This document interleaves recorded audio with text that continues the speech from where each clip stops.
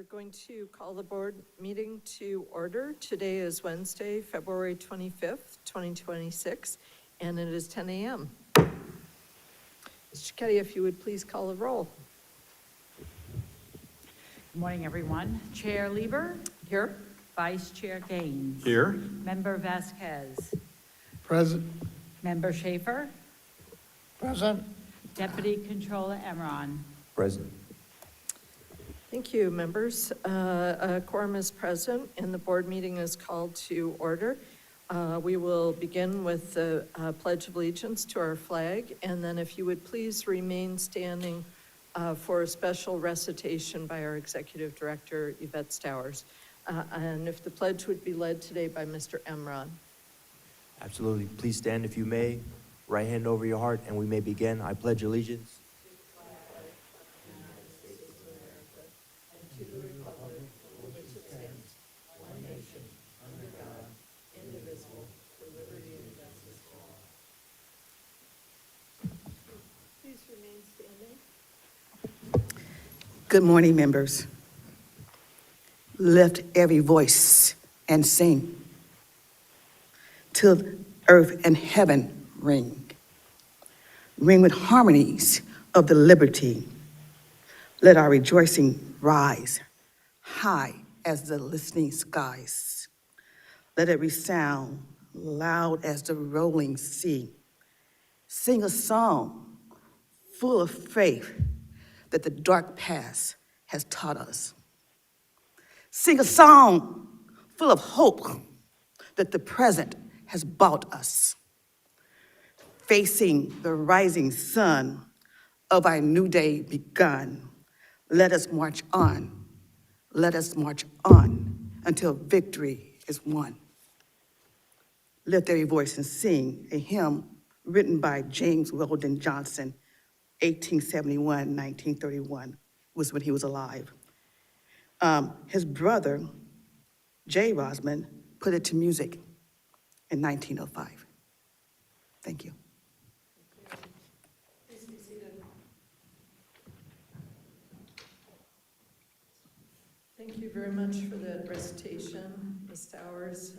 We appreciate that, and that calls much to my mind. And I think it's a truth that we have the chance to be the realization of the dreams of many. So thank you so much. And we'll go to opening remarks, and Vice Chair. If I could, thank you. Just wanted to recognize Black History Month and honor the profound contributions of Black Americans to our nation's fabric, from trailblazers like freedom fighter Harriet Tubman, Martin Luther King in civil rights, to innovators like George Washington Carver in agriculture, the cultural icons like Maya Angelou in literature. Their resilience has shaped democracy, science, arts, justice, really every aspect of American life. And I just happened to catch President Trump on TV recognizing Black History Month, and it's very interesting because he had his pardon czar come forward, Alice Johnson, whom he had pardoned after her life sentence for nonviolent offenses. She was just so gracious and just appreciated the position that she had. I didn't realize that over 40,000 pardons that have occurred since President Trump has been in office. And so Johnson has helped oversee reforms like the First Step Act, enabling thousands of second chances for people who've already paid a price for their crimes and are fighting to rebuild their lives. During Black History Month, it's good to honor our great difference makers from the past, but also celebrate leaders such as Johnson who are making a difference today. And can't go without mention the Reverend Jesse Jackson and what he did. He was actually there when Martin Luther King was assassinated, and he was a man who bridged the civil rights era to the present. He was a giant figure in American politics and culture for many years, and he leaves a massive legacy in the Black community and in our country. And then finally, I'd like to recognize the skier deaths that occurred in the Sierra Nevada area recently, and they were backcountry skiing. It was a 3-day trip, and they were trying to get out in between another storm, and were lost in an avalanche. There were 15 individuals, including 4 guides, and 9 of the 15 perished, including 3 of the 4 guides. And so it was just a very, very sad moment, and our thoughts and prayers go out to those families who were mothers and spouses and children. And it's the deadliest avalanche in California history, and just a heartbreaking tragedy. And there's also been a number of skiers that have lost their lives. There was one at Heavenly last week. There have been 2 at North Star. And so we just pray for their families through what is a very difficult time. Thank you. Thank you. Mr. Vasquez. Thank you, Madam Chair, and thank you, Vice Chair. You mentioned several of the folks I was going to bring up, but the only thing I would add is that I understand, I guess this is the 100th year anniversary of Black History Month, which was started some time back. And in my district, the county has made several celebrations recognizing the 100-year anniversary of Black History Month. And I guess it goes back to 1926 when Dr. Carter Woodson, an American historian, founded the first annual celebration of Black Americans as a week-long observance. Then, in 1976, under President Ford, officially recognized Black History Month during that celebration of the United States when we were celebrating the bicentennial. Since then, it's been observed throughout, and now it's actually more of a month-long celebration as opposed to just a week. And you mentioned Jesse Jackson, but I'm going to save that and the adjournment, in terms of the morning that we adjourn in his honor. The only other thing I'd mention is that the other thing that also took place, it's on its 80th anniversary this month, happens to be the Mendez case, which took place in Westminster here in California, which was the case that actually set the tone and the stage for Brown versus Board of Education back in 1954 on the whole segregation of our schools. It was that case in 1946, the Mendez versus Westminster decision in the Ninth Circuit Court of Appeals that affirmed district court's ruling on the narrow ground that segregation of Mexican-American children specifically was against California law, thus violating the 14th Amendment. This case was crucial in establishing that separate but equal had no place in public education, paving the way for the Brown versus Education decision in 1954. And then you mentioned, I guess, a little bit about the Olympics, and 3 of those individuals actually are from Los Angeles, from my district. The snowboarder, Beatrice Kim, and then, of course, the figure skaters, Spencer Akari Howe and Madison Choke. And then you had the bobsled, Azaria Hill.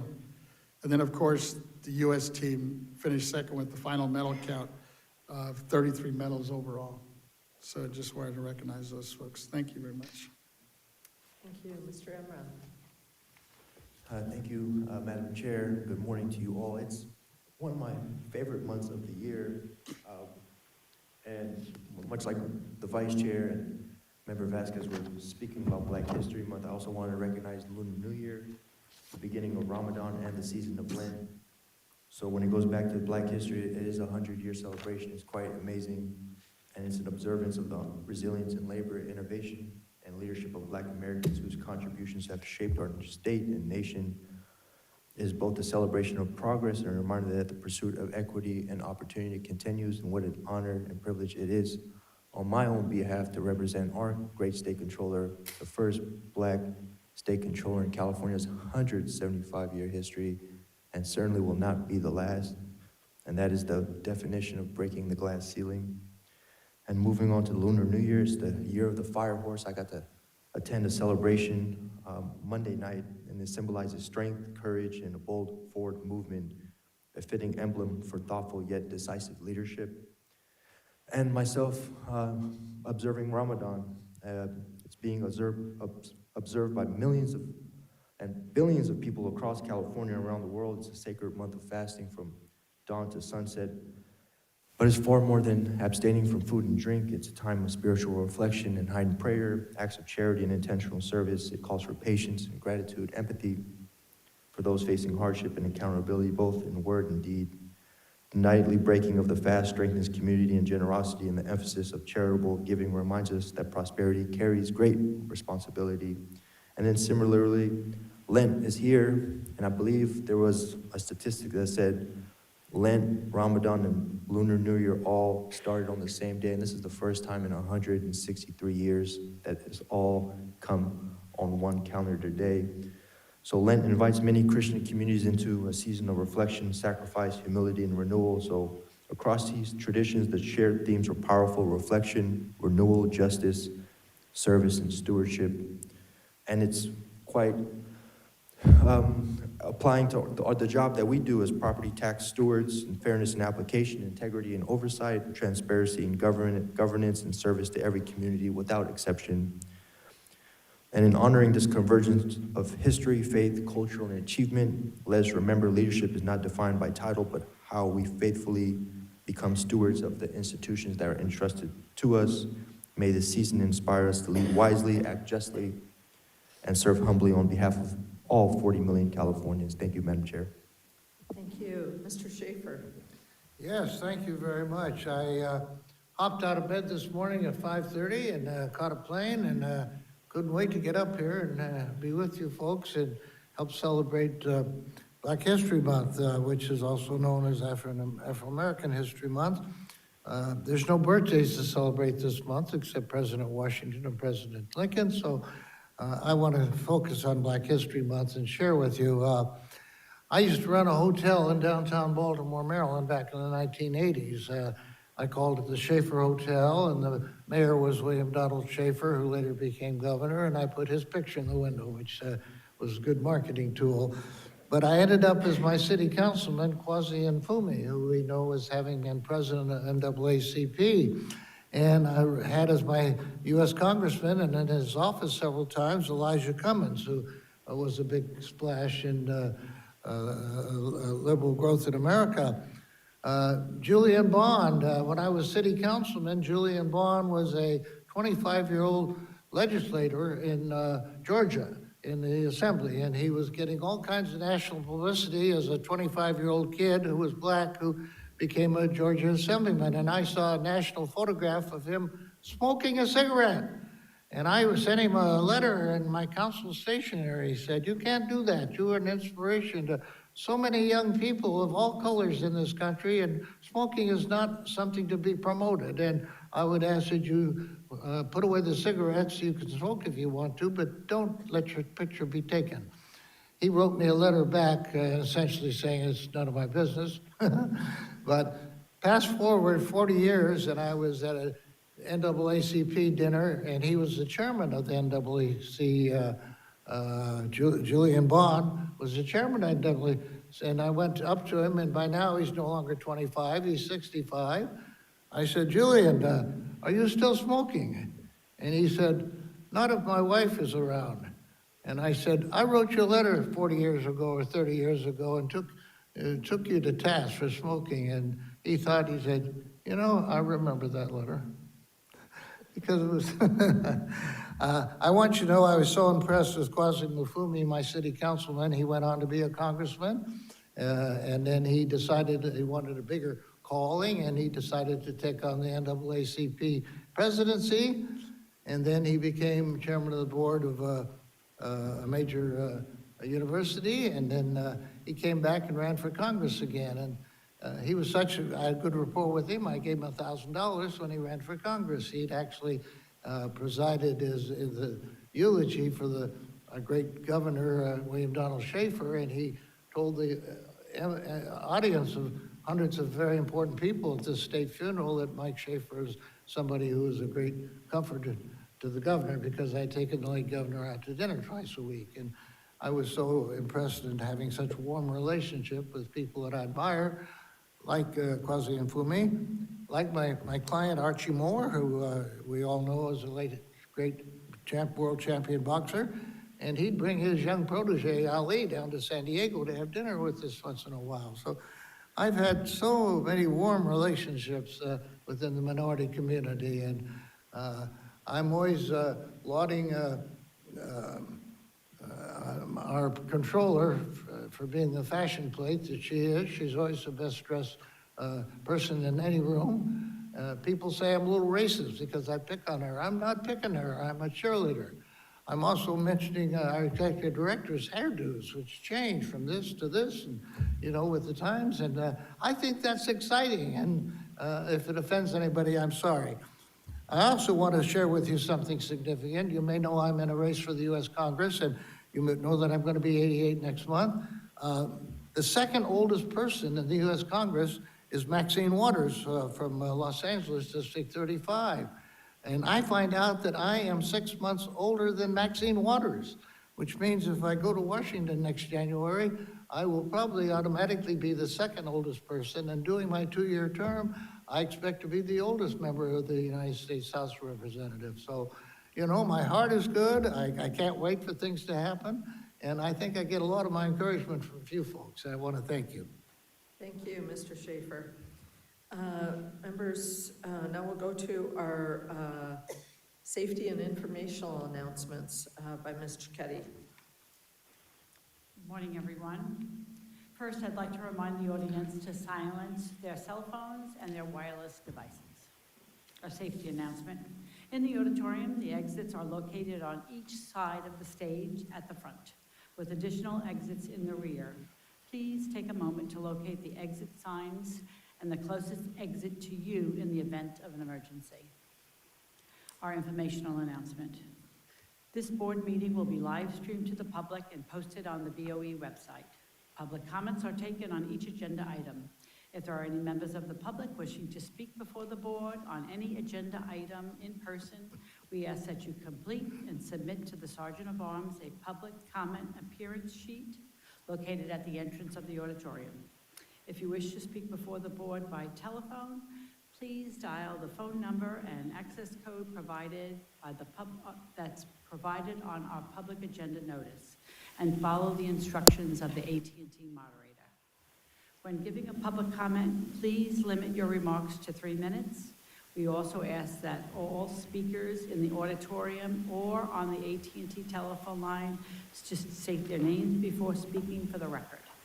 This concludes the safety and informational announcement. Thank you. Thank you very much. And we'll go on now to item 1. This is public comment on matters that are not on the agenda. Persons who wish to address the Board of Equalization regarding items not on the agenda may do so under this item. Please note that the board cannot act on items not on the agenda. However, the board can schedule issues raised by the public for consideration at future meetings. When giving your public comment, please limit your remarks to 3 minutes. We do not have written comments, but we do have one person in the auditorium joining us today, Mr. Rudy Bermudez, taxpayer advocate, and if you would please come forward.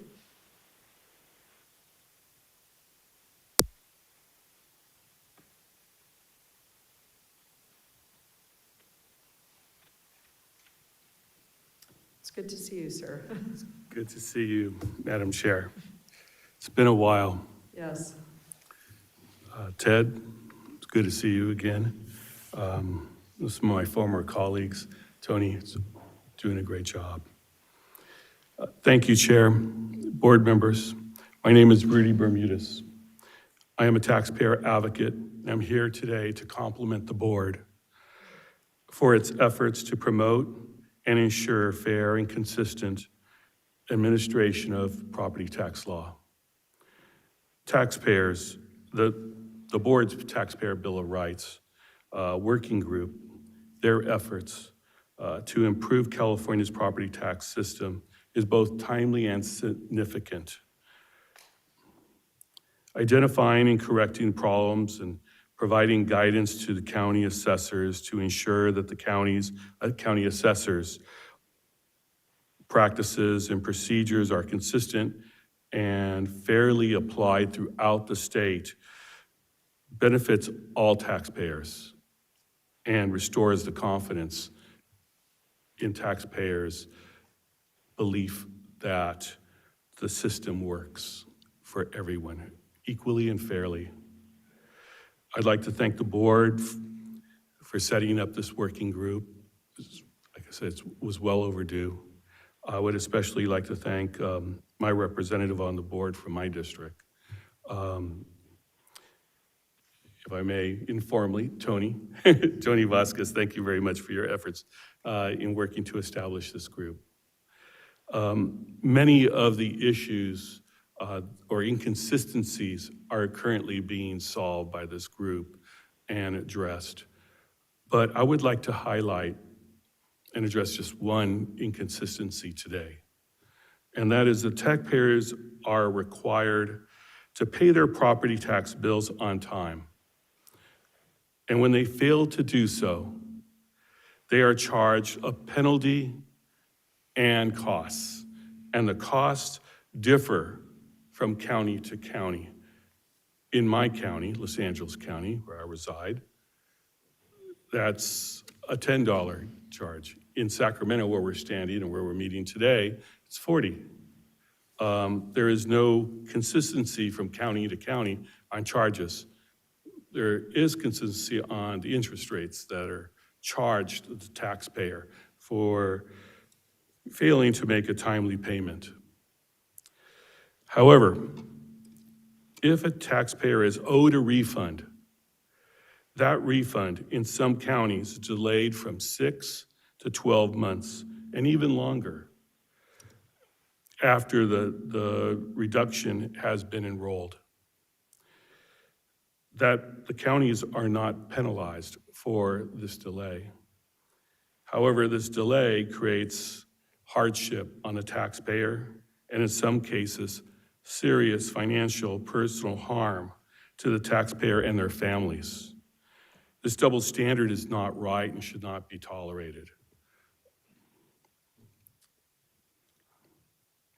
Taxpayers have the right to be equally protected and treated under California's tax law. Counties should be held at the same standard as taxpayers. Counties should have the same requirement as the taxpayer to make timely payments. And if a county fails to pay, they should be charged a 10% fee accrued daily on that amount and a cost as well. So I would like to thank you very much for the time you've given me. And thank you again for all your work. And I continue to look forward to the outcome of this working group. Thank you. Thank you so Thank you. much. I have a And question, if- Madam Chair. Well, we can't entertain questions of the speakers right now, but I'll urge Mr. Bermudez to also submit his comments in writing to us, and that would be very helpful. Thank you so much. Thank you, Madam Chair, and it's wonderful seeing you guys again. Thank you. Thank you. Can we comment? I think we may have legal coming up to comment on that. It's probably better not to at this juncture. Yeah, I think you've got it correct. Richard Moon, Chief Counsel. It's better to stay away from comments from this part of the agenda. You will be getting written comments, apparently, and then tomorrow is the work group. And so, it would be appropriate to discuss it at that point. Okay, so we can bring up these points that were raised tomorrow. Yes, we'll take note, and we have Mr. Bermudez's email address, and hopefully he'll submit written comments to us too, Excellent. because I think there was more in his statement that he wanted to deliver. So we'll go now to our AT&T moderator to ask if there is anyone waiting on the telephone line who would like to make public comments. AT&T moderator, Thank you, ladies if you and- could tell us if there's anyone who would like to comment on item 1. Thank you. If you'd like to comment on item 1, please press 1 followed by 0 at this time. 1 followed by 0. And nobody is queuing up. Okay, thank you. We'll go on now to item 2. Madam? And I think, do we have? Yes, we have the controller on, so I'd like to introduce her and get her on and signed in, if that's okay with you. Please. Ms. Cohen, good morning. Good morning. Good morning, everyone. Alrighty, Ms. Cohen, Controller Cohen is appearing remotely. If a member of the board attends the meeting by teleconference from a remote location, the member shall disclose whether any other individual, 18 years or older, is present in the room at the remote location with the member, and the general nature of the member's relationship with such individual. That is correct. I am appearing by myself. There's no one here. Thank you, Controller Cohen. We could continue. Thank you, members. We'll go on to item 2. This is Tax Program Matters, public hearing for property tax state assessees presentation on capitalization rates and other factors affecting values presented by Mr. McCool. Good morning, Chair Lieber and honorable members of the board. My name is Jack McCool, Chief of the State Assessed Properties Division. I am here today to introduce the state assessees' presentations on capitalization rates and other factors affecting value.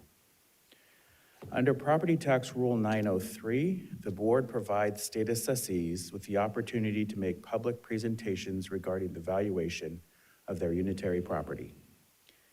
Today's agenda also provides private railroad car taxpayers an opportunity to make public presentations on factors affecting the taxable values of private railroad cars.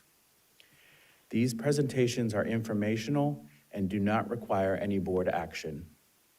There will be a second opportunity in April for assessees to make similar presentations. I'm not aware of any state assessees that are planning on making a presentation today. However, I will note that the State Assessed Properties Division staff has met with many state assessees already this year to discuss matters related to the upcoming valuation season, and we have additional meetings scheduled for the remainder of this month. Additionally, we're still in the process of developing our annual capitalization rate study for this year, and we continue to have ongoing dialogue with assessees regarding the study. We will continue to analyze the information that is shared with us, and we will continue to make ourselves available to any state assessees that would like to meet with us. This concludes my presentation for this item. Thank you. Thank you. Any questions for Mr. McCool? Seeing none, we have no comments from anyone that sent us something in writing, and we have no one in the auditorium who would like to comment. So we'll go ahead and go to our AT&T moderator. Moderator, is there anyone waiting on the phone lines who would like to comment on item 2? If you would like to comment on item 2, please press 1 followed by 0 at this time. 1 followed by 0.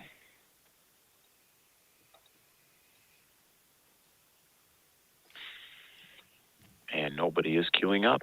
Thank you, moderator. So Mr. McCool has stated that we'll be seeing these items again, and we appreciate your presentation. Thank you so much. Thank you. Thank you. And members will go on now to item 3. This is Southern California Edison Company, and Mr. Ambrose will be presenting this item.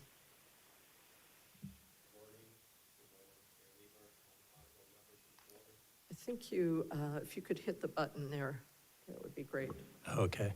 Good morning, Chair Lieber, honorable members of the board. My name is Lou Ambrose. I'm an appeals attorney for the board. As you may recall, the 2025 state assessed property petition of Southern California Edison was decided by the board in November 2025. That decision was final when the board made it. However, due to the amount in controversy, the tax amount in controversy, and consistent with Revenue and Taxation Code Section 40, the board is required to adopt a written decision. Accordingly, I prepared for your consideration a draft non-precedential written decision memorializing the action and vote that the board took in November 2025. Once adopted, the decision would be posted to the BOE website to fulfill the board's obligations and to allow for transparency to the public. At this time, staff recommends the board adopt the non-precedential Section 40 written decision. And just one note, Mr. Gaines at the board meeting had voted against the motion to adopt the staff recommendation. His name was mistakenly included on the signature line on the last page of the Section 40 decision. And when the final decision is prepared, his name will be removed. Thank you very much. So this is, again, a non-appearance matter, and so we won't delve into it heavily. Is there a motion to adopt the non-precedential decision and publish the written summary decision under Revenue and Taxation Codes 40 for Southern California Edison Company? Anybody like to, Mr. Gaines moves, is there a second? I have a second, but I also have a question. Okay, I'll take Mr. Schaefer's second. And Mr. Schaefer, your question. Yes, when they make a request for a modification of X millions of dollars, we usually end up saying yes or no. Isn't there where they might be 20% right? And maybe we might make a recommendation somewhere between 0 and 100%. I think, as a public body, I think that's an imposition on us, and especially where there's a showing of good faith versus a showing of bad faith. We should be able to speak on this rather than leave it ultimately to the courts. I see Mr. I'll let Moon Mr. approaching. Moon answer that. Mr. Richard Moon, Chief Counsel. So, Mr. Schaefer, the appeal, the substance of the appeal was heard by this board in November. Yeah. And so at that time, the board members would be free to ask any questions or to, based on your reading of the evidence, determine that a certain portion or percentage of a claim any taxpayer is making on an appeal is valid and that you would grant it. For this particular appeal, as you know, the staff recommendation, I believe, was to deny, and the board 4-1 voted in favor of the staff recommendation.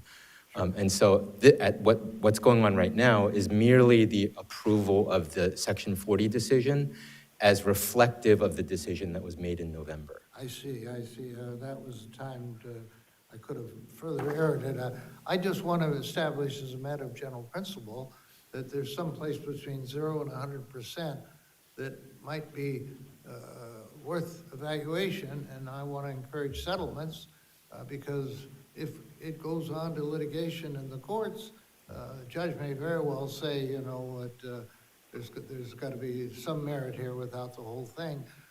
We have the same jurisdiction the court does to resolve disputes, and I would further encourage us to try to resolve these disputes and give half a loaf here and there where there's been a showing of good faith. During the appeal, there's almost always information that's flowing back and forth to determine if there's appraisal validity to any of the arguments that are being made. And so it's not uncommon for staff to recommend or for the board to decide that a portion of a particular argument is valid and supported by the evidence. So that does happen. And if we find bad faith, we could add a draconian penalty too. I mean, I'm not always Mr. Nice Guy, but I think most people coming before us are in good faith, and they just stumbled here and there, and we're trying to work with them. That's why we're elected rather than appointed, okay? Sure. Thank you. Thank you. Okay, thank you, members. If I could, Mr. Gaines. yeah, thank you. I just wanted to clarify because Mr. Ambrose brought up this issue, and I am, in terms of my vote, and I'm looking at the summary decision under Revenue Taxation Code, Section 40, and it does have a, looks like there's a footnote here at the oral hearing, the board denied the petition as to all issues by a 4-to-1 vote of the members with Vice Chair Lieber, Member Vasquez, Schaefer, and Cohen voting aye, and Chairman Gaines voting no. But I think you were referring to the last page of this? Yes. Page 31? Correct, yeah, the footnote's correct, including your name on the last page was incorrect. Okay. All Yeah. right. So that's been corrected. Right. Yeah, thank you. I appreciate that. Members, we do not have written comments on this one, and there doesn't appear to be anyone in the auditorium who's coming forward. And so we'll go ahead to our AT&T moderator. Moderator, is there anyone who's waiting to make a comment on item 3? If you would like to comment on item number 3, please press 1 followed by 0 at this time. 1 followed by 0.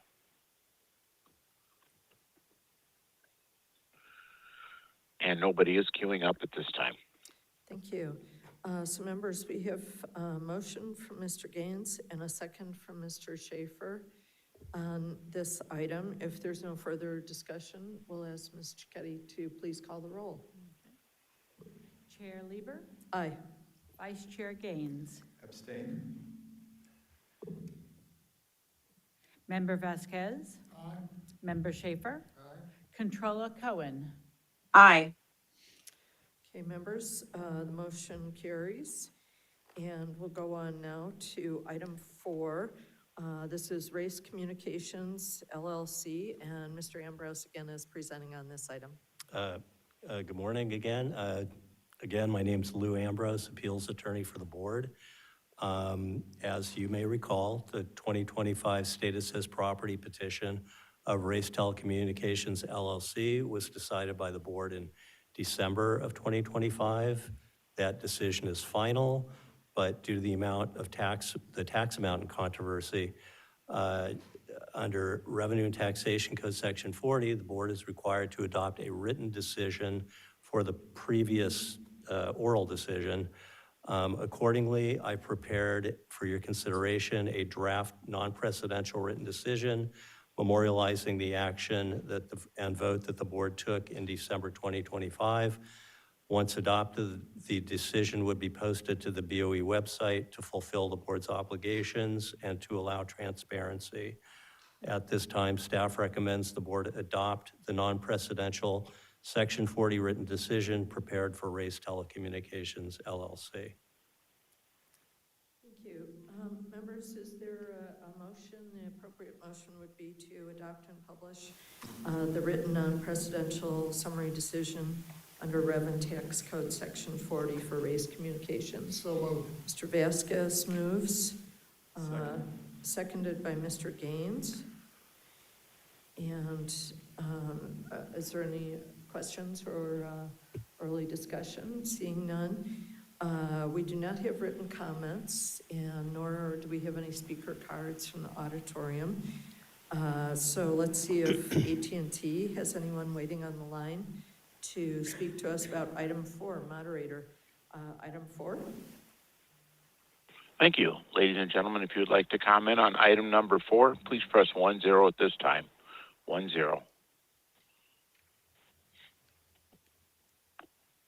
And no participants are queuing up. Thank you so much. Members will bring it back, and if there's no further discussion, we'd be prepared to vote on the motion made by Mr. Vasquez and seconded by Mr. Gaines. Chair Lieber, Aye. Vice Chair Gaines, Aye. Member Vasquez, Aye. Member Schaefer, Aye. Controller Cohen. Aye. Thank you, members. The motion carries. And we will go on now to item 5, which is PO Pico Energy Center, again, section 40.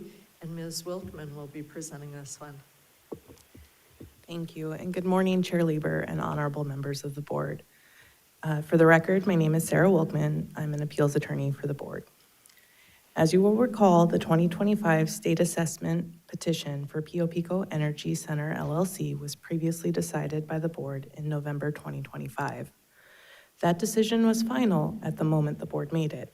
However, due to the amount of tax and controversy and consistent with Revenue and Taxation Code Section 40, the board is required to adopt a written decision for that decision.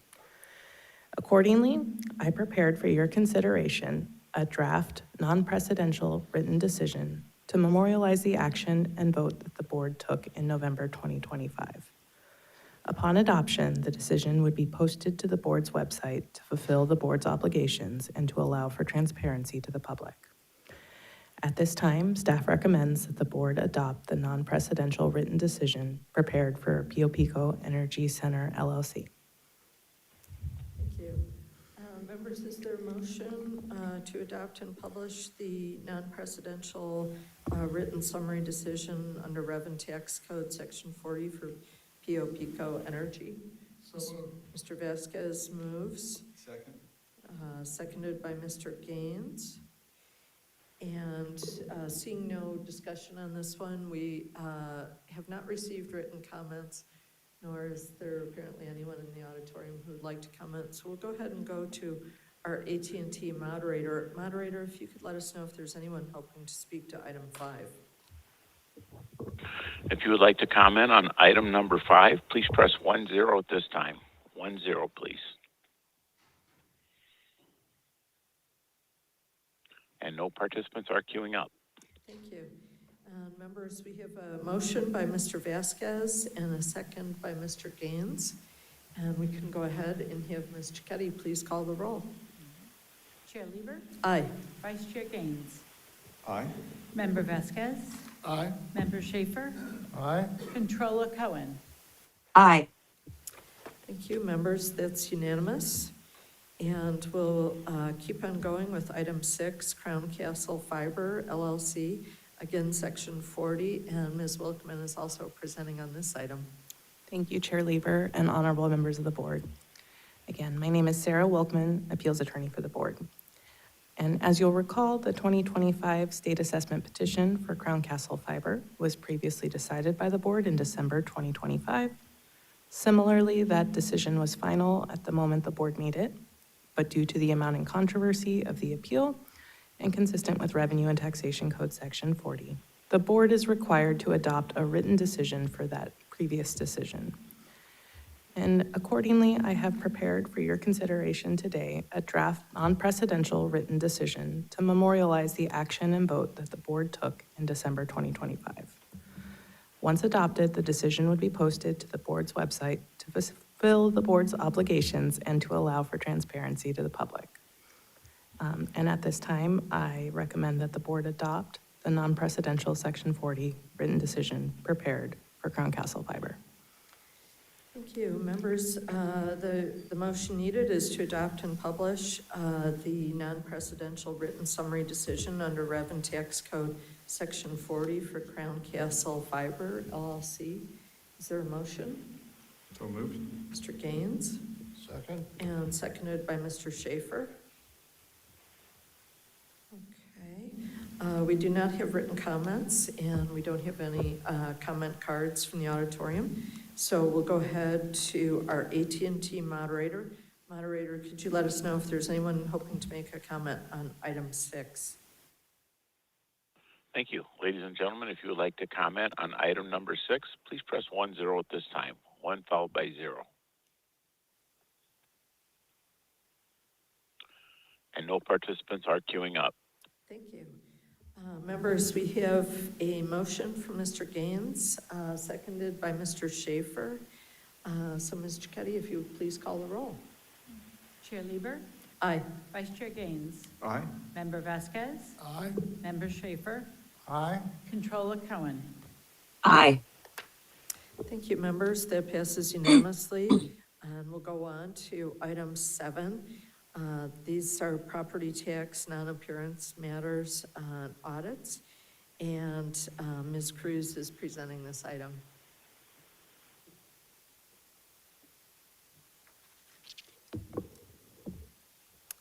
Good morning, Chair Lieber and honorable members of the board. My name is Michelle Cruz, Principal Property Appraiser of the State Assessed Property Division. The State Assessed Property Division performs routine audits of state assessees under the authority of California Revenue and Taxation Code Section 828 and Government Code Section 15618. The purpose of a property tax audit is to determine the accuracy, completeness, and reliability of the financial data furnished by state assessees and used by the board in the valuation process. Audits also include an internal review of methods, calculations, and assumptions used by the State Assessed Properties Division. Before you today, for your consideration, are 3 property tax audits completed by State Assessed Property Division staff. The assessees have been presented with a copy of the audit report and provided a 30-day window to provide additional information in response to the audit report. Upon adoption of each audit, the assessee will receive official notice of their value change and are provided 50 days in which they may appeal. Due to the confidential nature of the material used by staff to determine our recommended value changes due to audit, we are limited to what we can discuss in today's public meeting and cannot discuss specific aspects of each audit. The first audit is for Race Telecommunications, LLC. Race is an operator of a fiber-based telecommunications network that provided voice, video, broadband internet, and data service-related infrastructure. Race was provided a copy of their audit report, and they did not provide additional information. The next audit is for Digital Transportation Corp. Digital provides telecommunication services via an underground fiber optic network. They were provided a copy of their audit and did not provide any additional information. The final audit is for Comcast Business Communications, LLC. Comcast Business Communications is a subsidiary of the Comcast Corporation and provides telecommunications and technology solutions to business and government agencies. They were also provided a copy of their audit report. The assessee did not provide staff with additional information. The assessees for all 3 of these audits were cooperative during the audit process, and all will receive official notice upon adoption of changes in the value. I ask for your adoption of the audits of Race Telecommunication, LLC, Digital Transportation Corp., and Comcast Business Communications, LLC. Thank you. Any questions for Ms. Cruz? This time, Mr. Gaines. I do, yeah. I just, can you help me a little bit? Because it looks like we have deleted California Gas Gathering, Inc. So we only have 3 that we're asked to approve versus 4. The assessee had provided additional information that needed further review from staff. Therefore, we removed it from the agenda. Okay, so we'll be coming back at some point? Yes, possibly. Okay, very good, thank you. Great, seeing no further questions, Mr. Schaefer.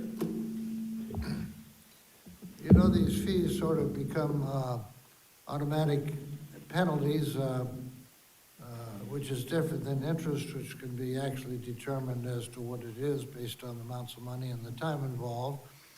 As I grew through life, I've noticed the banks were charging $34 a piece for an NSF check. And because they're somewhat regulated by government, it was found that the actual cost of processing an NSF check might be less than $1.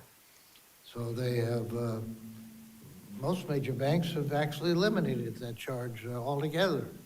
I'm wondering if sometimes we have a penalty here that's really no bad faith showing.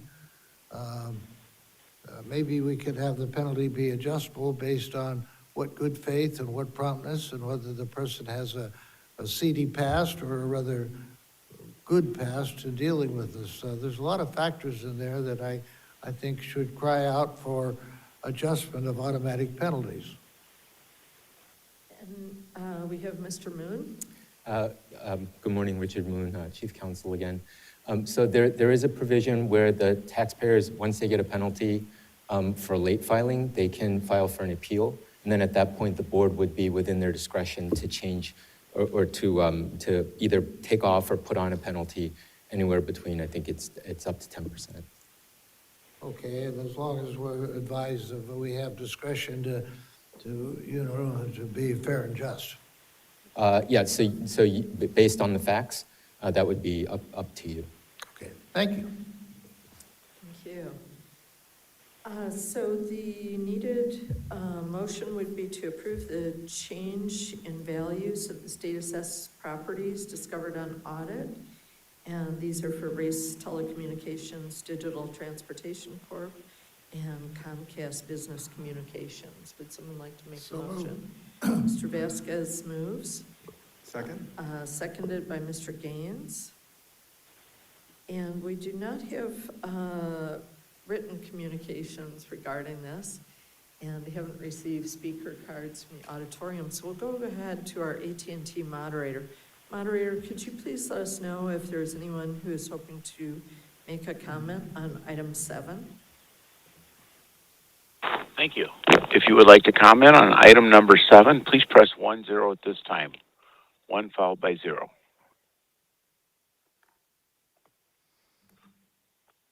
And no participants are queuing up. Thank you. Members, we have a motion from Mr. Vasquez, seconded by Mr. Gaines. Seeing no further discussion, Ms. Cicchetti, if you would please call the roll. Chair Lieber? Aye. Vice Chair Gaines? Aye. Member Vasquez? Aye. Member Schaefer? Aye. Controller Cohen? Aye. Okay, thank you, members. That passes unanimously. And we will, thank you, Thank Ms. you. Cruz. It's appreciated. And we will go on a 10-minute recess to allow for our labor break. And we will, it's 10:51 now. We will return at 11:01. Thank you.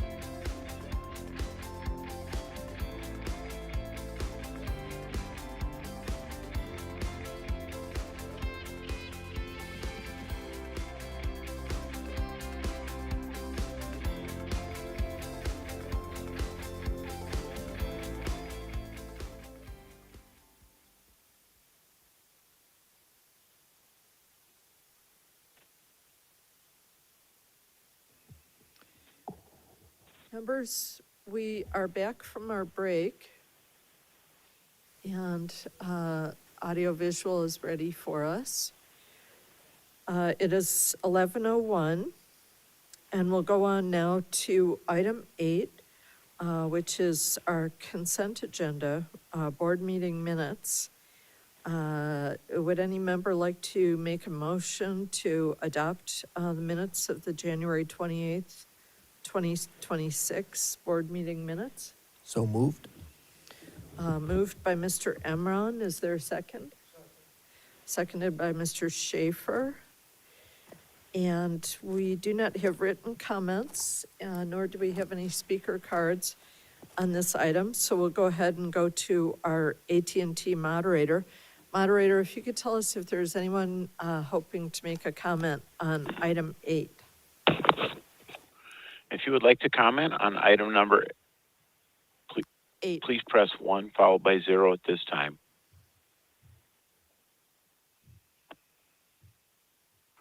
Nobody is queuing up. Okay, thank you. Members, seeing no further discussion, Mr. Madam Chair. Mr. Schaefer. I don't see the minutes of last month's meeting until I appear at this month's meeting. Isn't that right? Yvette Stowers can comment on this, but we all received them in advance. All right. I'd like to ask Ms. Stowers, when does the public see the minutes of last month's meeting? And we have Ms. Himovitz to answer that. Good morning. Julia Himovitz on behalf of legal. So the minutes are provided to the public when the PAN is posted, which pursuant to Bagley-Keene is 10 days prior to this meeting. I believe board members do receive preview of the minutes well in advance of PAN being posted, and that is sent to your BOE email. You may wish to reach out to your staff to have a hard copy provided to you if that's helpful. My concern is that we allow the public to come in and complain or praise the minutes. They have a right to call the AT&T operator. Let's say they want to be sure that they were properly mentioned or not mentioned in the minutes. You're telling me that not later than February 15th, which is 10 days ago, last month's minutes were posted. So if any member of the public was concerned as to what the minutes turned out to say, they're able to see the minutes as of 10 days ago. Correct. So they have 10 days to decide whether there's something missing or misspoken. That's correct. I'm not sure that they really care that much, but we're giving them the right because we could possibly have failed to put into the minutes something relevant that they had brought to our attention, you know. So I can see that. Okay, that's a good answer. Thank you. Thank you. Thank you, Mr. Schaefer. Now we have a motion from Mr. Emron, and I believe that was seconded by Mr. Schaefer. Is that correct? Yes. Thank you. And we don't have public comment on this item, so we're prepared to go to Mr. Ketty for the roll call. Chair Lieber, Aye. Vice Chair Gaines, Aye. Member Vasquez, Aye. Member Schaefer, Aye. Deputy Controller Emron. Aye. Thank you, members. That motion carries, and we'll go on to item 9 under Board Member Matters, the Legal Entity Ownership Program Informational Hearing Report. You have in your binders a report that we've compiled from our hearing held last month, and I think it was a very valuable hearing for the members and the public to learn how the program is operating and the good job that BOE staff are doing in regards to it. I wanted to comment that I would like to thank our executive director and the staff of LEOP for their comprehensive verbal report that was given last month. As part of our due diligence responsibilities as board members, it is critical that we periodically examine the operations of our major programs to ensure that we are fulfilling the BOE's mission to serve the public through fair, effective, and efficient tax administration. There were many points that were raised by our assessor community, and I'd like to continue to work with the executive director on those points and bring them back to the board and continue to get input from our assessors as well.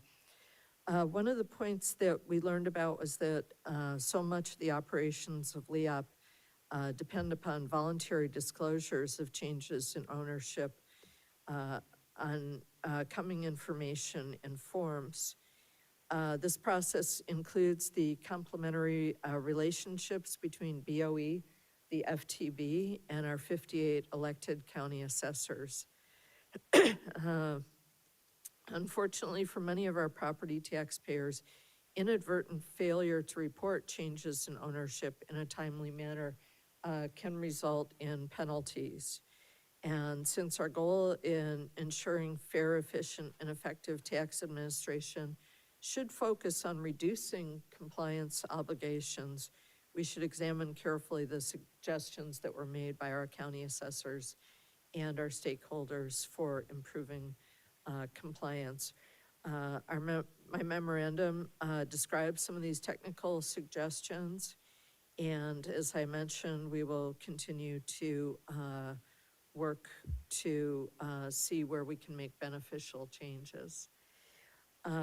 Also, the LEOP program includes discovery of changes in ownership.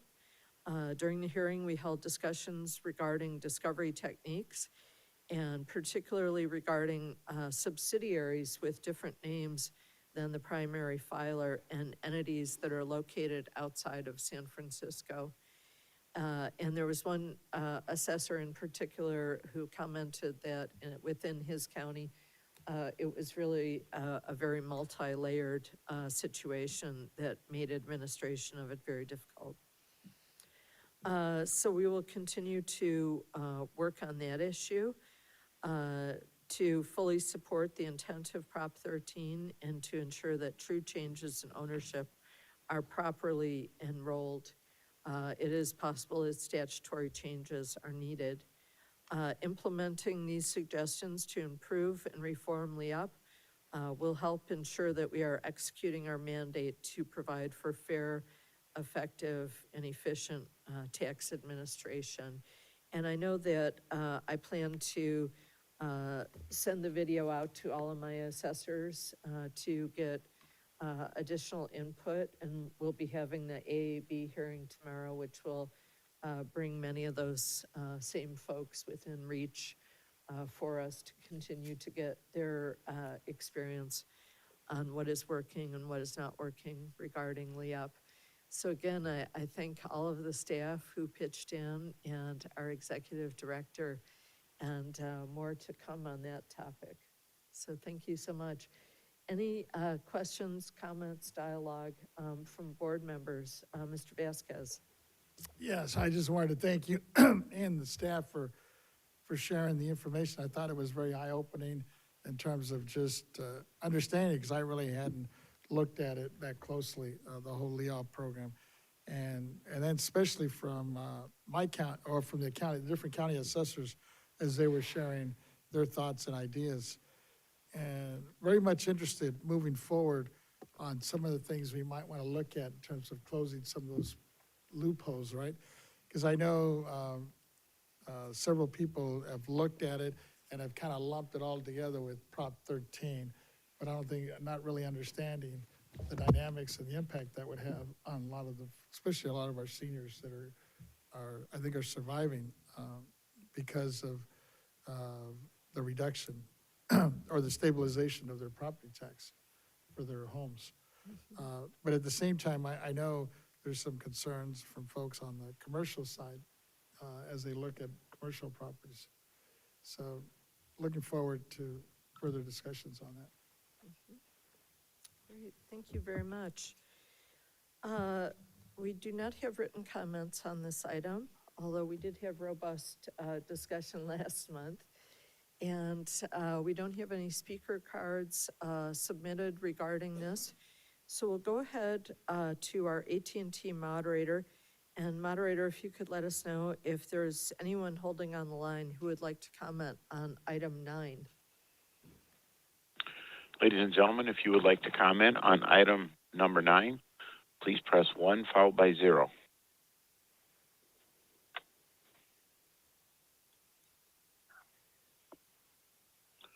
And nobody is queuing up at this time. Thank you very much. So members, this is a report back only, no action is needed. And so we will keep going on to our chief counsel matters. Point of order, Madam Chair, I want to speak as to board member matters before we leave it.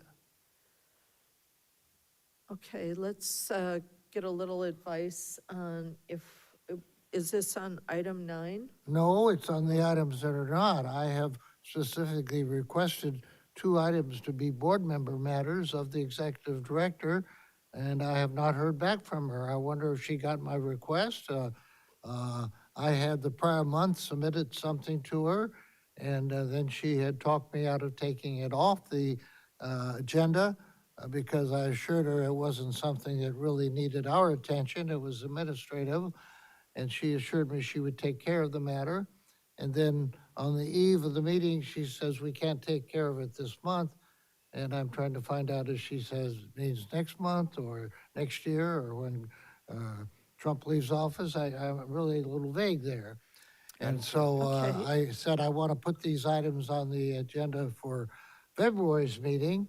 And I don't have a letterhead like you do, it's a state seal and all, but I make up my own letterhead. And I ask her to put it on a letterhead of the office, or I'll put it on my own letterhead, which I make up with a seal on it. It's all black and white. And I have had no dialogue back from her, and the matter has not gotten on the agenda. And they're both important matters. I want to talk about the AT&T matter, which we notice we've had about a dozen matters today, and nobody has been on the line at all. I have a report here from the City of San Diego City Clerk as to how they handled the matter, and I want to bring all these matters up. And then I have a second matter involving the labor code requirements that we be reimbursed for our necessary and actual travel. Since we never talk except in open forum, this is not dirty linen, this is administrative. Okay, and all these things she can handle administrative. If she refuses to, she says that it should come to the board. Well, I salute that idea. But she's ignoring my request that it go to the board, and that's not her discretion. Her discretion is to say, yes, ma'am, or yes, sir, and put it on the board and let you guys decide the merits of it. Well, let's get some advice from Mr. Moon. And I know that we're not able to discuss topics that aren't on the agenda, so let's get some technical advice on that. And then we can roll into item 10, our Bagley-Keene open meetings discussion. Thank you. Mr. Moon. Yeah, so I believe the item that you were going to move to, item 10, is actually the item that Mr. Schaefer requested be on the agenda. And so, whatever issues there may have been, which I believe our executive director and Mr. Schaefer have been having discussions back and forth, and Ms. Stowers made a determination that this would be best on the agenda because the public comment issue and the Bagley-Keene issues have been something that the board members as a whole have been keenly interested in. And so instead of acting at the behest of a single member, Ms. Stowers made the decision that it would be best that the entire board hear whatever it is that he might want to say and whatever technical advice may be necessary to advise you. And so that's why this item is Mr. on. Moon, I will confess I didn't realize that it appears as a chief counsel matter. I would have reasonably expected our executive director to send me an email or call and say that your matter instead of board member matters is more properly discussed under chief counsel matters, and I would have saluted her for that. I'm sorry, I was not aware that if I may interrupt, sir. it's on the agenda, but it's in a different section, and If I may that's appropriate. interject, first of all, when you asked me about changing the policy, I did send you an email and said it was not possible, and I followed up with a detailed email on why it was not possible. I sent it to your email address, all of your email addresses, and I also CC'd your chief deputy. And you know my oz.blueman is my I sent it to all your email addresses. All right, thank you. And then regarding how this item was placed on the agenda, I did make the decision that it was best under chief counsel, and I spoke again with your chief deputy, and I read out the description on how it was being placed on the agenda. So I just wanted to say for the record that I have been responsive to your requests. I just didn't know that it was going to be on today's agenda in that form. Thank you. Well, I informed your chief deputy. Excellent. Okay, well, it sounds like we're getting to the goals that everyone has, and Problem it solved. is, excuse me, Problem solved.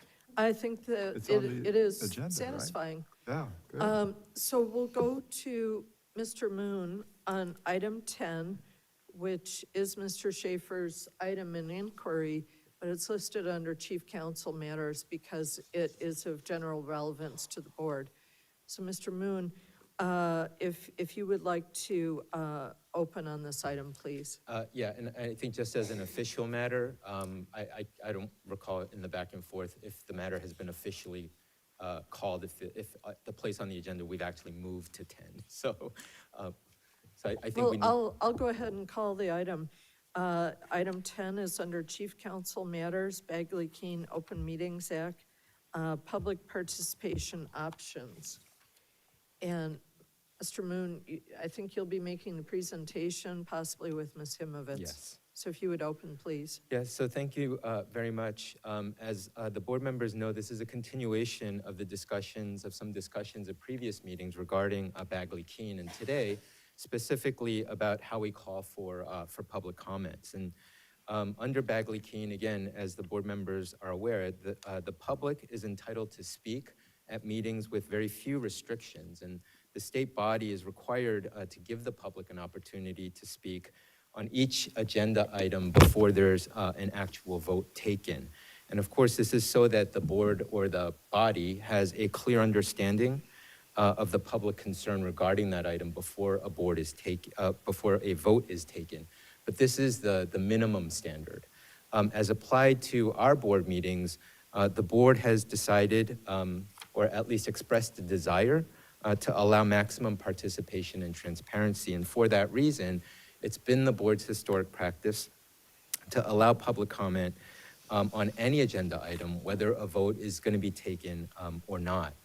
There has been some recent discussion or some research on staff's part about potentially finding ways to streamline that public comment process using technology to determine whether a member of the public is in queue without actually calling for the AT&T operator to see if somebody is in queue. Unfortunately, the technology does not allow us to be alerted in that fashion, and therefore the AT&T moderator has to call out to see if there's anybody waiting online for that particular item.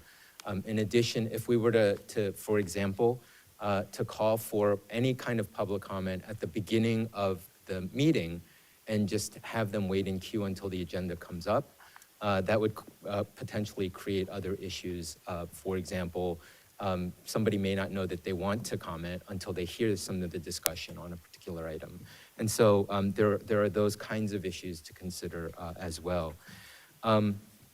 So it may also be of interest to board members that we've reviewed some of our prior meetings, and if we add up all of the time that it takes to call out for public meeting from the AT&T operator for items that we are not required to do that, the total time, I think the maximum total time in the past several meetings was about 3 minutes. And so there is not a significant time burden on the board meetings. And therefore, we believe the board's current practice is not only consistent with Bagley-Keene, but that it meets the board's stated desire for maximum potential participation and transparency. Okay, are there questions or comments? Mr. Vasquez? No, I agree with you. I was curious. I never bothered to time it, but I figured it was only maybe a couple of minutes, so. And I'm comfortable with that. At the end of the day, I think we should always be about transparency and being as open as possible for the public to have an opportunity to speak before us. Mr. Gaines?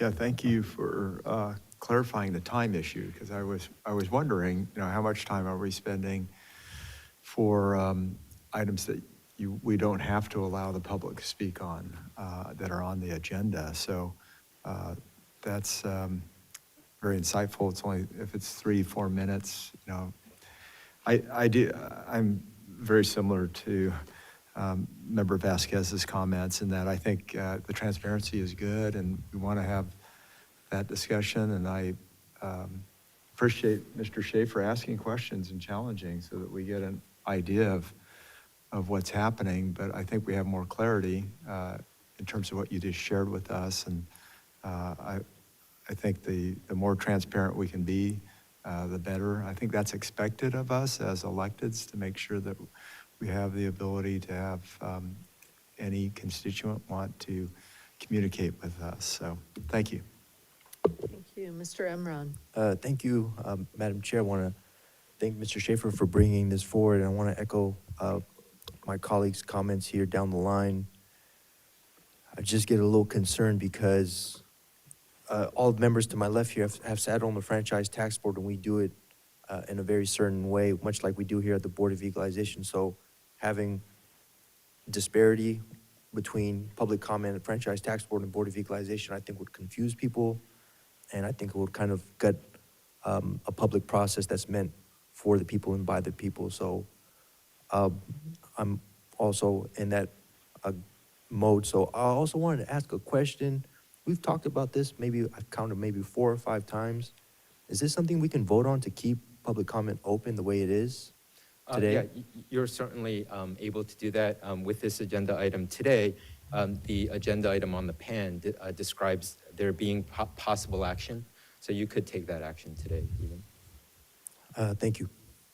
Mr. Schaefer? Thank you, Madam Chair.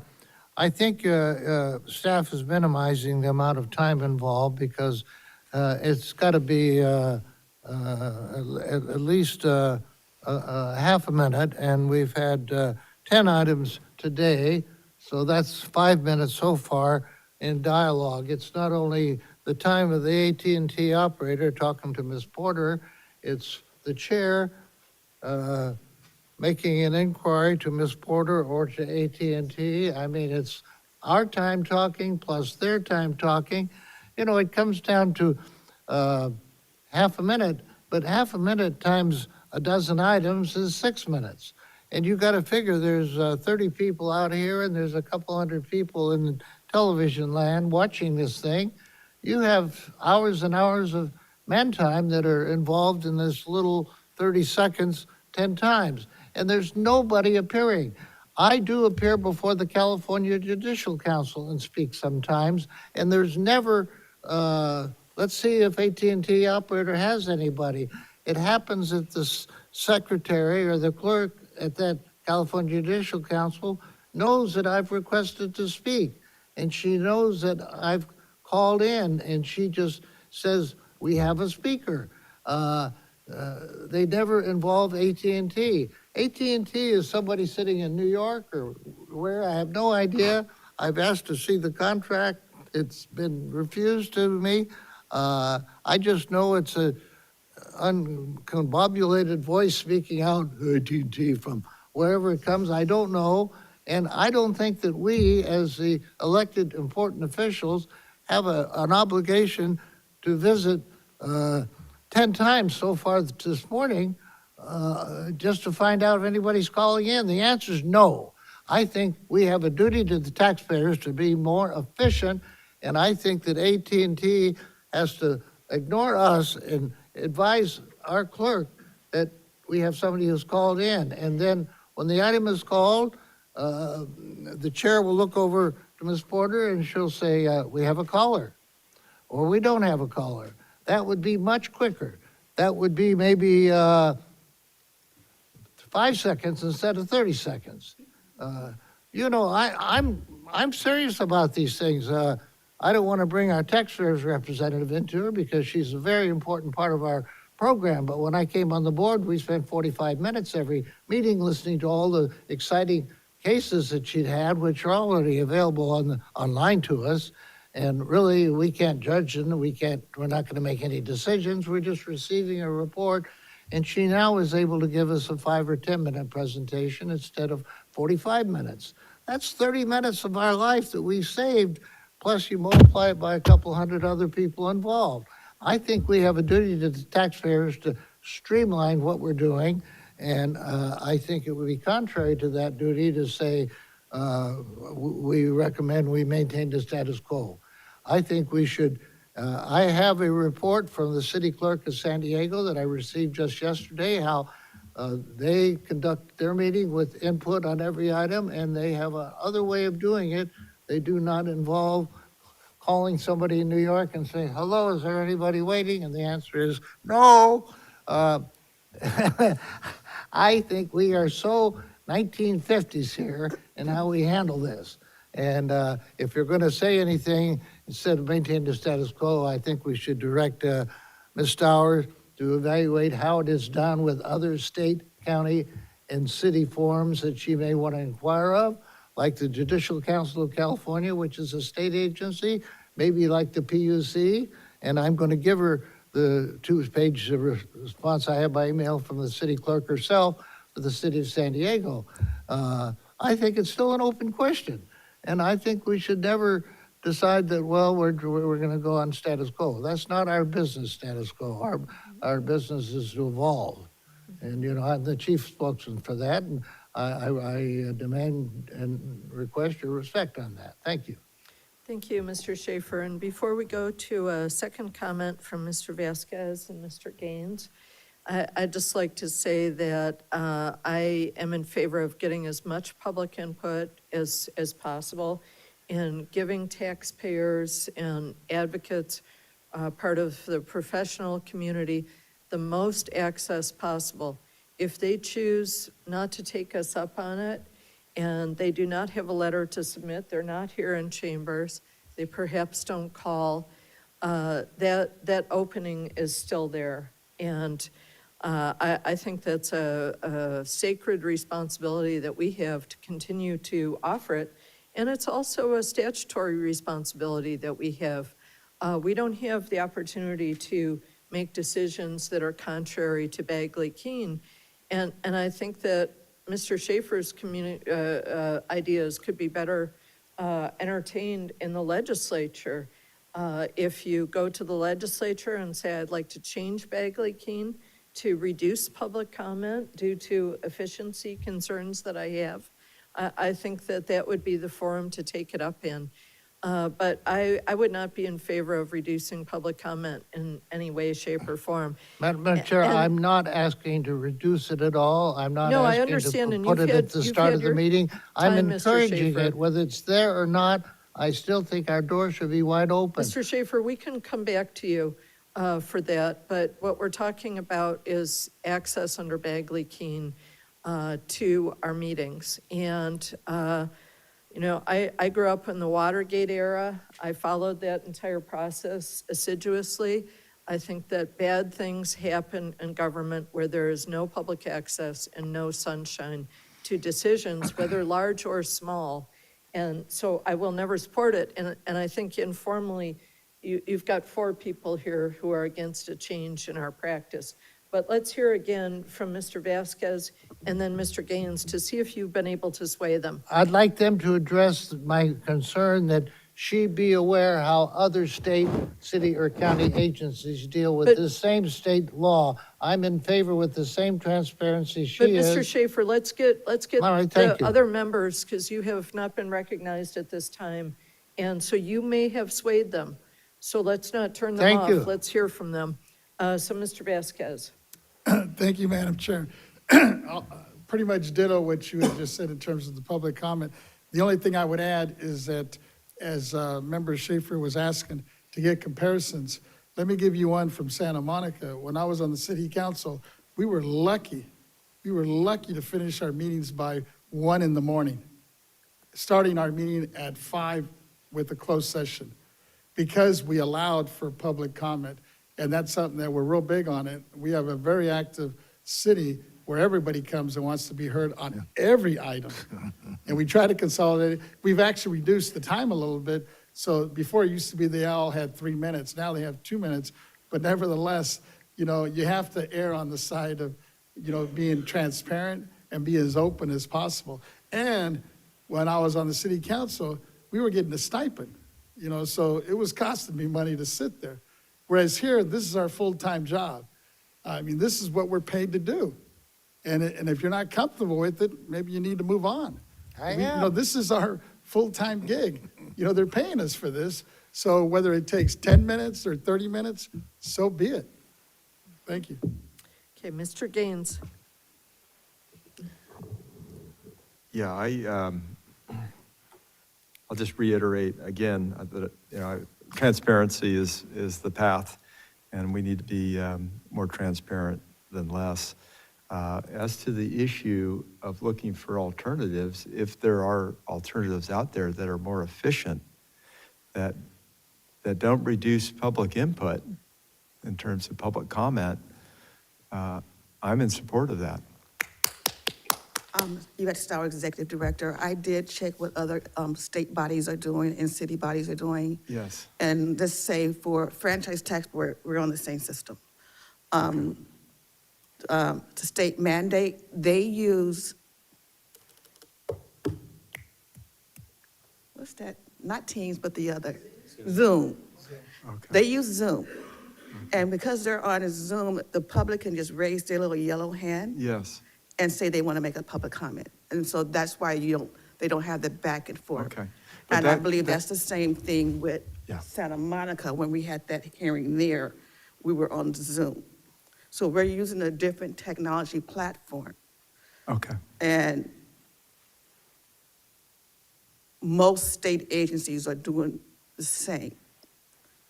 And it's a cost savings. We're not, to say we want to do Zoom and leave the platform where we have a contract with AT&T, FTB has the same contract, CDTF has the contract, we're getting it in bulk, there's a savings there. Okay. And it's not just a check for the AT&T operator, Sure. it's to provide the public line that someone can participate via Yes. telephone. That's right. And many of our stakeholders are listening. I mean, we were at Caltex yesterday, and they all were interested in this, and they all listen to our meetings. They may not always have a comment, but they are listening. Yes. Okay. Okay. Can I just, one more comment? Mr. Gaines, Because yes. the Zoom issue could also create problems in terms of access, right? So let's say I have a flip phone and I can call a number, right? But I can't get on Zoom. Then you're excluding part of the public that doesn't have access to Zoom. So I think that's, we got to be really careful that there's 100% careful access with that. I just had at that all problem levels. yesterday. I couldn't get on Zoom on my work phone. Yeah. So yes, it could Okay, reduce access. okay. Yeah. But if there's something out Yeah, there, I mean, That- we're all that's faster, always right? looking for something different, but it's public access. Yeah. Okay. yep, Thank you. Well, I'd like to suggest to Mr. Schaefer, there's nothing in the world that prevents your staff from also doing the research to surface the better technology that we could potentially use, although we are in a contract with other state agencies. And then I think let's hold off on taking a motion to affirm our current practice because it's very obvious that there are four members in favor of continuing our current process of public comment. And I would note that you will notice that I speak very slowly most of the time, but when I'm calling for public comment, my voice gets a little more rapid there because I know that people don't naturally come forward to a tax agency, even to get help. And I think Ms. Thompson is really turning that around. But people do tend to hide out from us until the problem gets so bad that they're willing to come forward. And, but I think our current practice really serves our transparency concerns. And Madam Chair, you know there's nobody out there. Maybe we should run a public service announcement. Attention, please call in and give us your comments. You know, I think I might just do that, and we might live to regret that because I have a very active district. Madam Chair, if I could just make one point of Yes, clarification. please. So Mr. Schaefer had mentioned that 10 times we went out to get public comment, potential public comment when we didn't have to. Actually, most of those items, we are required by Bagley-Keene. So the 3 minutes that I had mentioned are only the times where we go out voluntarily where Bagley-Keene does not require us to do that. Okay. Okay, so I think, Mr. Gaines. Can I just pose a question to clarify what your statement was? Yes. It sounds like we're not going to take a vote, and there'd be an opportunity for Member Schaefer to do further research on other options that then could be brought forward at a future time if there's something that is more efficient. Yes, absolutely, absolutely. Is that acceptable, Member That's Schaefer? acceptable, and I appreciate the fact that you're on the same key, that there may be, we may not be interpreting it the most efficient way. We all, agencies of government, local, state, want to abide by Bagley-Keene, and we're looking at it differently. Yeah. And I just think we're not being as efficient as is, say, the California Judicial Council or something else. Sure, I think the whole I'll board do would further support this, research on though, it. if you That's a wanted good to move idea. forward. Yeah. Yeah. I think more research is always good, and so we'll forego an action right now. And thank you to Mr. Moon for amplifying and elucidating some of the aspects of Bagley-Keene for us. Thank you. We do appreciate it. So members, we're going to go on now with item 11, the Executive Director's Report. And Ms. Stowers will be making a presentation to us. Thank you very much. It's still morning, right? Good morning, Chair Lieber and honorable members. My name is Yvette Stowers, Executive Director. For today's meeting, I would like to report on a few events recently attended by the BOE and highlight important dates on the horizon. The first event I would like to report on is the California Taxpayers Association 100th Annual Meeting on February 24th, yesterday. The meeting included breakfast with State Controller, and she actually provided Caltech with a very nice resolution. And that meeting followed a panel discussion about California property taxation trends and challenges. Caltech invited Chair Lieber and Vice Chair Gaines to participate on that panel. As the Executive Director, I joined the leadership from the Franchise Tax Board, the California Department of Tax and Fee Administration, and Office of Tax Appeal on the afternoon panel titled An Update on California Tax Administration and Appeals. Members of my executive management team also attended the meeting. This year was a great discussion. We had great discussion on many topics affecting property taxes and providing an excellent opportunity to connect with our stakeholders. One particular question that they asked was the upcoming work group on intangibles. So I put a little plug in there for you. I told them the first meeting is April 23rd. We also had questions from one of our favorite advocates, Ms. Gina Rodriguez, and we had a great conversation afterwards. The next item that I want to talk about is the upcoming California Assessors Association Spring Conference. The conference is scheduled for April 13th through the 16th in Riverside, California. I've sent you guys emails asking you if you want to register, please register, and at least one office has responded. That concludes my report for item number 11. My executive management team will be providing updates on projects and operational priorities within their respective areas. Thank you, and I'm available to answer questions the board may have. Thank you. Mr. Vasquez. Thank you for that update.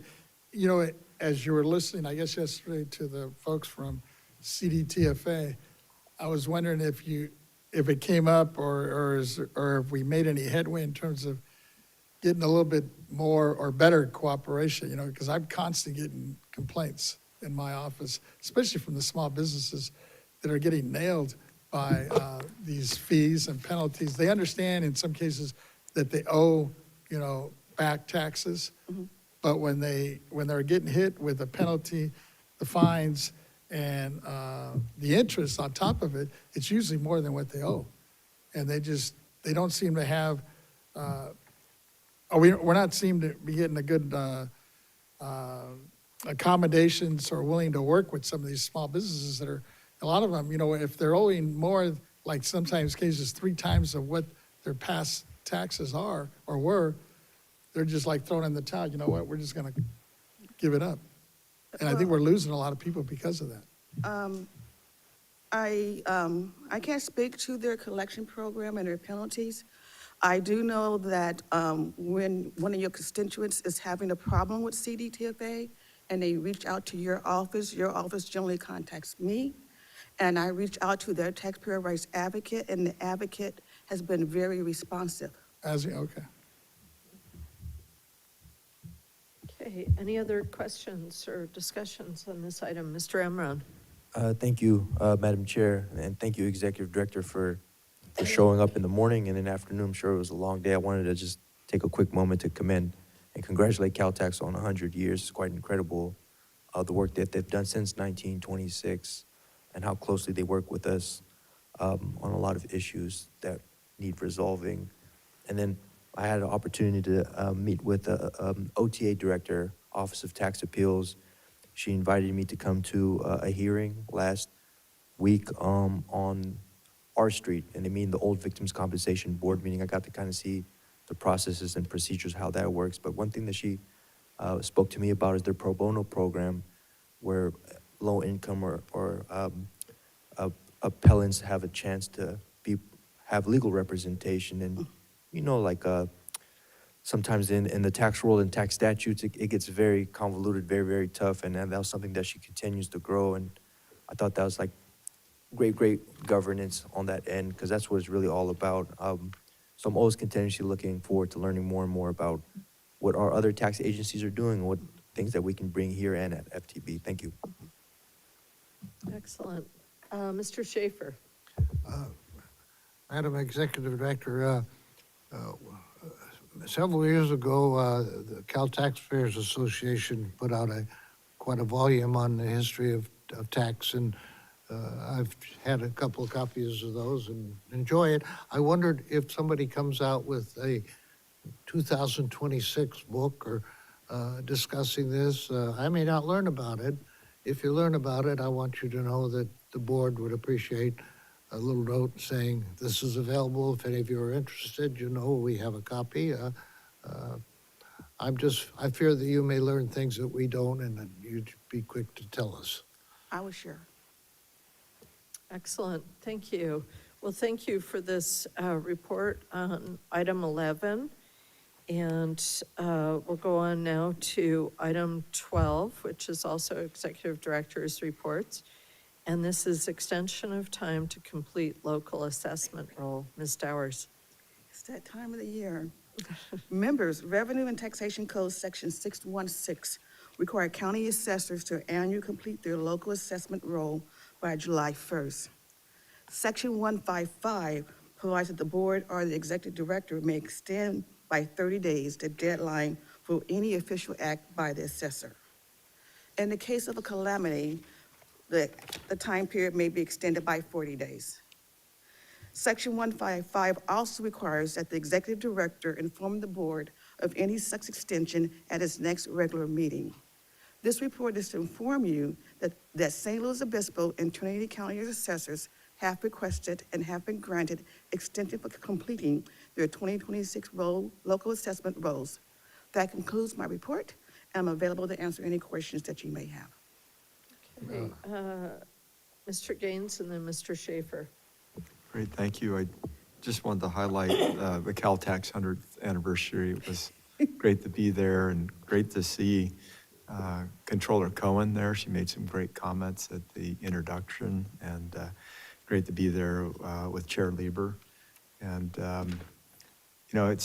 it's very interesting because we have talked a lot about transparency, and really that's what Caltax does, I think, in many ways, right? Is they're tracking what's happening in the legislature, what's happening with tax policy, and then they're trying to be transparent, share that information so that, can they contribute and help solve issues? And, we're going to have some discussion on intangibles coming up, and that's something they're very keen on. And I thought that that was described in a very articulate way yesterday when we were on that panel and listening to Chris, I've forgotten his last name. Chris O'Neill. Chris O'Neill, thank you. I thought he did a real good job in articulating that. So it was, it's great to see that they play that role, and they've done it for 100 years, and they're doing good things. So Yes. thank you. They're great. They're great Excellent. stakeholders. Mr. Schaefer. Yes, Ms. Stars, looking at item 12, it tells me that either the board or yourself can grant them the extension, and that you have granted the extension, which is great. I appreciate you doing something that saves us having to get involved. And then you're listing it here because you're required to so inform us. Yes. Right, okay, well, I appreciate that. Thank you. Okay. Any other questions about item 12? Seeing none, thank you, Ms. Stowers. We'll go on to item 13, the operational priorities report and quarterly budget report presented by Ms. Renati. Good morning, Chair Lieber and honorable members. I am Lisa Renati, Chief Deputy Director. I appreciate the opportunity to give you an update on our administrative operations and overall capacity of the agency. Regarding our staffing, we continue to make steady progress filling our vacant positions across key program areas. Our focus has been targeted towards our recruitment for our program positions, and as a result, we have just a handful of vacant positions, and we're enjoying an agency vacancy rate of less than 5%, which is pretty amazing considering it was 25% in 2020. So we've done a lot of good work. At the same time, we're also mindful of long-term stability. We've expanded our succession planning efforts and to identify those critical roles, documenting the institutional knowledge within our program areas, and developing an internal pipeline of talent. We've been mentoring, doing cross-training, having leadership development, and all these different activities to ensure we are prepared for the upcoming retirements and workforce transitions. Turning over to our budget, for our second quarter figures through the end of December, we are on target to spend about 90% of our budget by the end of the fiscal year. This is consistent with our spending plan, and we're making sure that all of our purchases are mission critical. And that everything is in line with keeping our pennies for the state to use as needed. A few additional operational highlights that may be of interest to you. We continue to advance our technology modernization efforts for the state's board roll project. The system enhancements will improve data accuracy, reporting capabilities, and internal controls. And this supports our operational efficiency and our readiness. We are also continuing to review business processes across the different divisions to identify opportunities for streamlining and workload alignment. And finally, we remain committed to employee engagement. Retention is just as important as hiring new folks to come to the board, and so we're developing additional ways to gather internal feedback so that we can better understand workload priorities and support our employees' needs.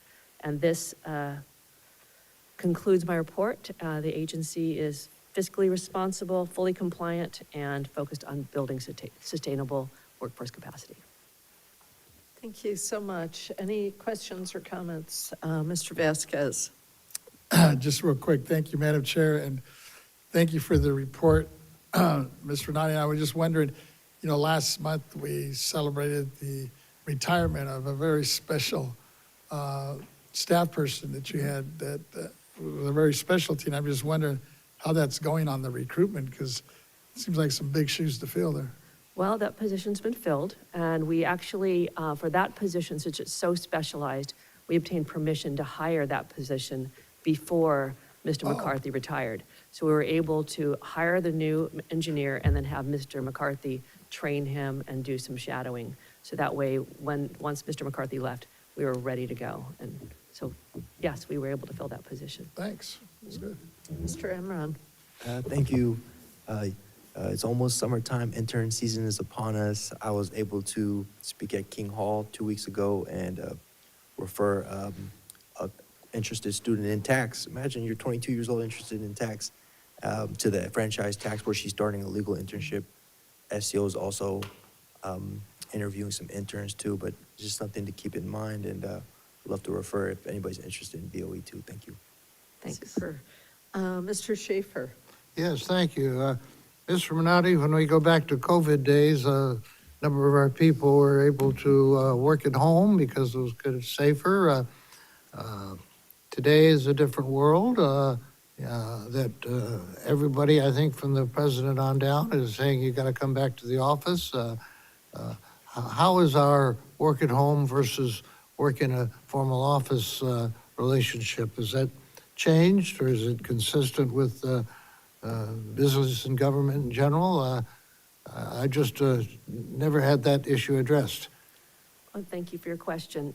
We do have a telework plan where employees are mandated to be in the office 2 days a week. However, I'd like to point out that our business before COVID, during COVID, well, during COVID was different, but before COVID and now, hasn't changed that dramatically because we have auditors and we have appraisers, and they go out to the field. We call it the field. They go out to different taxpayer locations to perform audits. They go out to the assessors' locations to perform their audits. And so we've always had staff that weren't necessarily all sitting in the office 5 days a week. So our operations are back to normal and allowing people to work at home as needed. Some of our people need to be out and about. Some need to be in a quiet space. So we are maintaining, we're following state law with our telework, and we're allowing telework, but at the same time, we're not the same as everyone else. So our people are working where they need to work. Thank you. Ms. Stowers, did you want to add? Mr. Gaines. Yeah, thank you. I just want to make a quick comment, but thank you for keeping us below budget, and that goes to Executive Director Stowers. Thank you. And then also that vacancy at 5%, I really am impressed by what a good job you and your team have done. And I think the BOE, I'm just impressed with how well things are operating.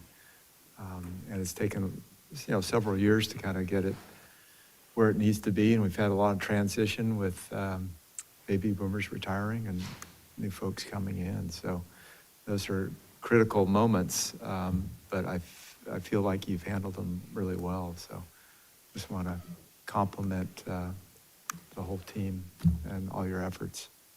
Thank you. I'll let the team know. Yeah. Dave's team really should get a lot of the applause because they're the ones just every day interviewing. At least once a week, Absolutely. someone's interviewing. So Yeah. making sure they get the positions in. Yeah, thank And then you. training. For sure. Great, thanks. Excellent. Well, we very much appreciate your report. So thank you very much. And members, we are running just about 11 minutes ahead of time. We've been very efficient today, but this was indicated as the time for our lunch break. So if that works for staff, we'd like to go ahead and take our break now at 11:54, and we will come back at 12:54. Thank you.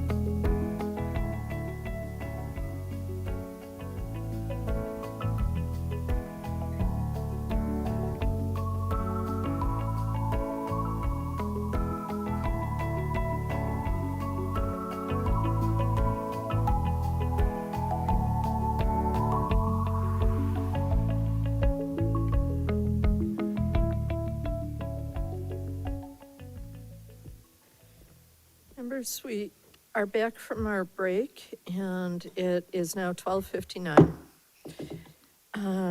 So we'd like to take an item out of order now, and that is item 19. We'd like to go to, and then we'll return to the earlier items within the executive director's report. And this will be presented by Mr. Angelo.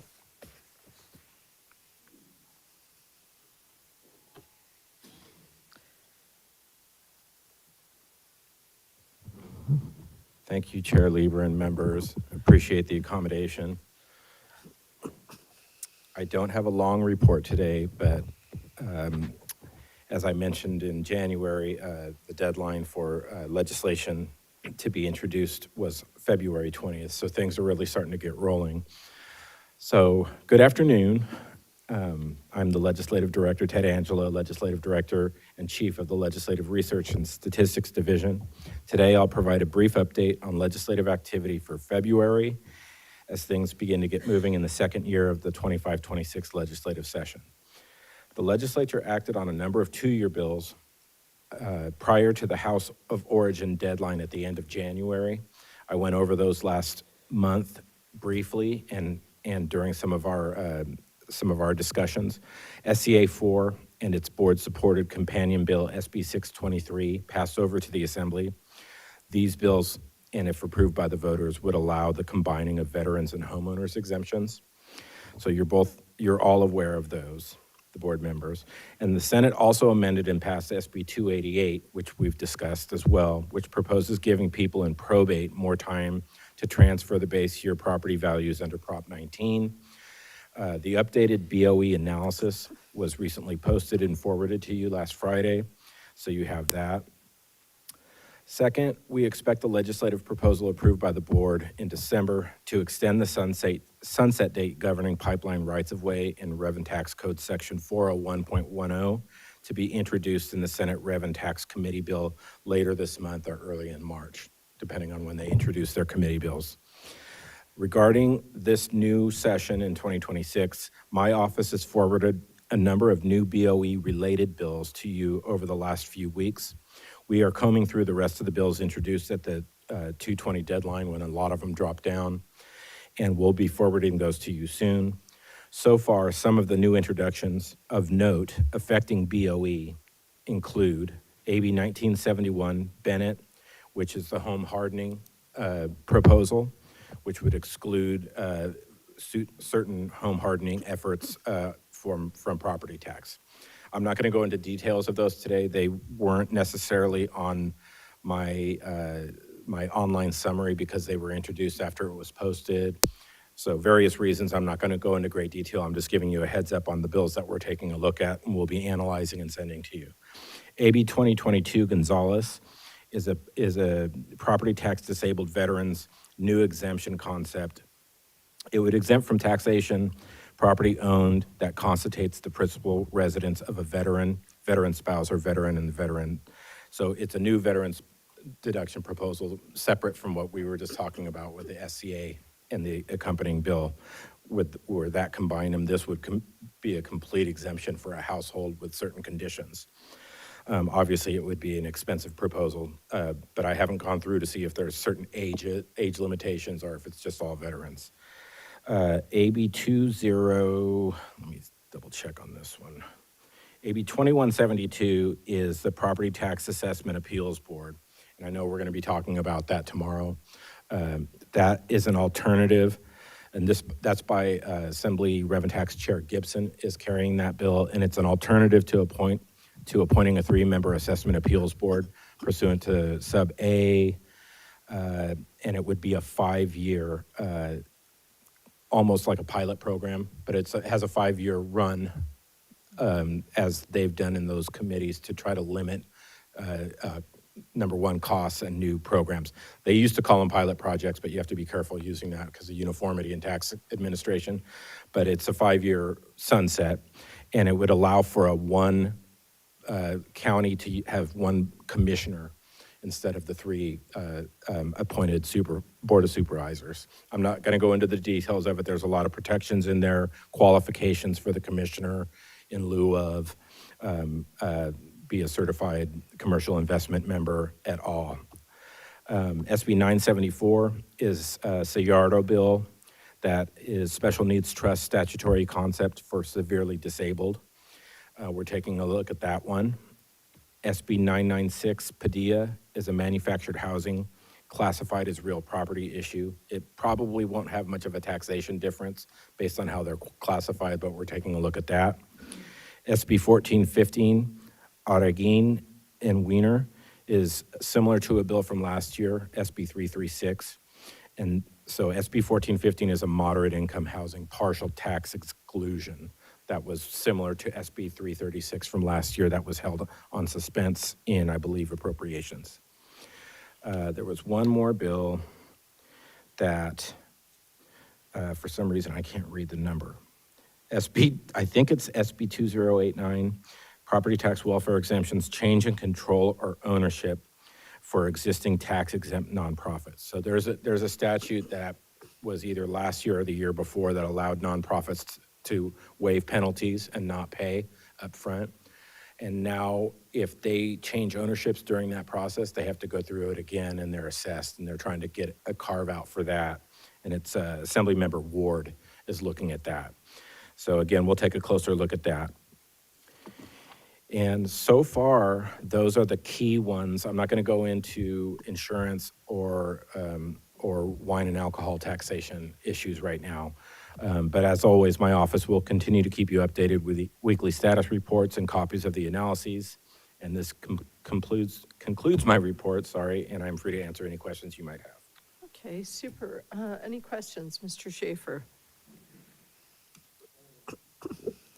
Yeah, Ted, a lot of these bills, like ending street homelessness act and whatnot, don't really impact us that much. But there are some bills that impact us a lot more than others. I might like to meet the legislator involved on any of these bills, if he or she might like to make a little pitch to us to be in support of or not in support of. If any of them would, be open to appearing before us as your guest, I just want you to know I would favor an opportunity for some interaction. It's much easier for them to drop by our meeting than for us to wander through the Capitol and try to find them. Correct. And for those that are staff that's watching or those that might be watching, that's an open invite. But those types of things generally go through the executive director, and they schedule times to come in and speak to bills that you may have a position on, have already taken a position on, or might be willing to take a position on. We did that last year, so that's an open invitation I to do that. consider all of them celebrities, and it'd be a chance for them to just be introduced, I know some of them, but I don't know the ones outside San Diego area, and I don't think I'll ever meet them because we're in different parts of town. And right. If they're passionate about something, I'd like to have them share that passion. Right. Okay, thank you. Great, thank you. Mr. Vasquez. Thank you, Madam Chair. Thank you, Mr. Angelo. On your presentation, I don't know if you touched on it, but I know AB 1485, which is the bill for tribal lands. I was just wondering on, and talking to some of the tribes, I know some of the smaller ones are looking to build outside the reservation, which means they wouldn't be exempt. Is there a bill that's going to address that issue, do you know? Well, 1485, and I didn't talk about it today, that bill was recently signed by the governor, and I updated all the board members. That was a strange bill that was held on the floor last year at the end of session. So it was a 2-year bill, but it already passed and was on consent and was awaiting a final motion on the floor. They didn't move it, and it was a 2-year bill, and they moved it to the governor, and he signed it. So this is the bill that we analyzed and sent it to you last year that allowed for open space land to be given back to tribes. In terms of your question, I wouldn't know the answer to that in terms of those that there is a format in 1485 that says what they must use the land. for in order for it to continue to be tax exempt. So if they're going to use it for other revenue generating purposes that don't meet those standards, it would not qualify. And that's even within the land, not outside of the tribal land or the open space land that was given back to the tribes that they qualify for.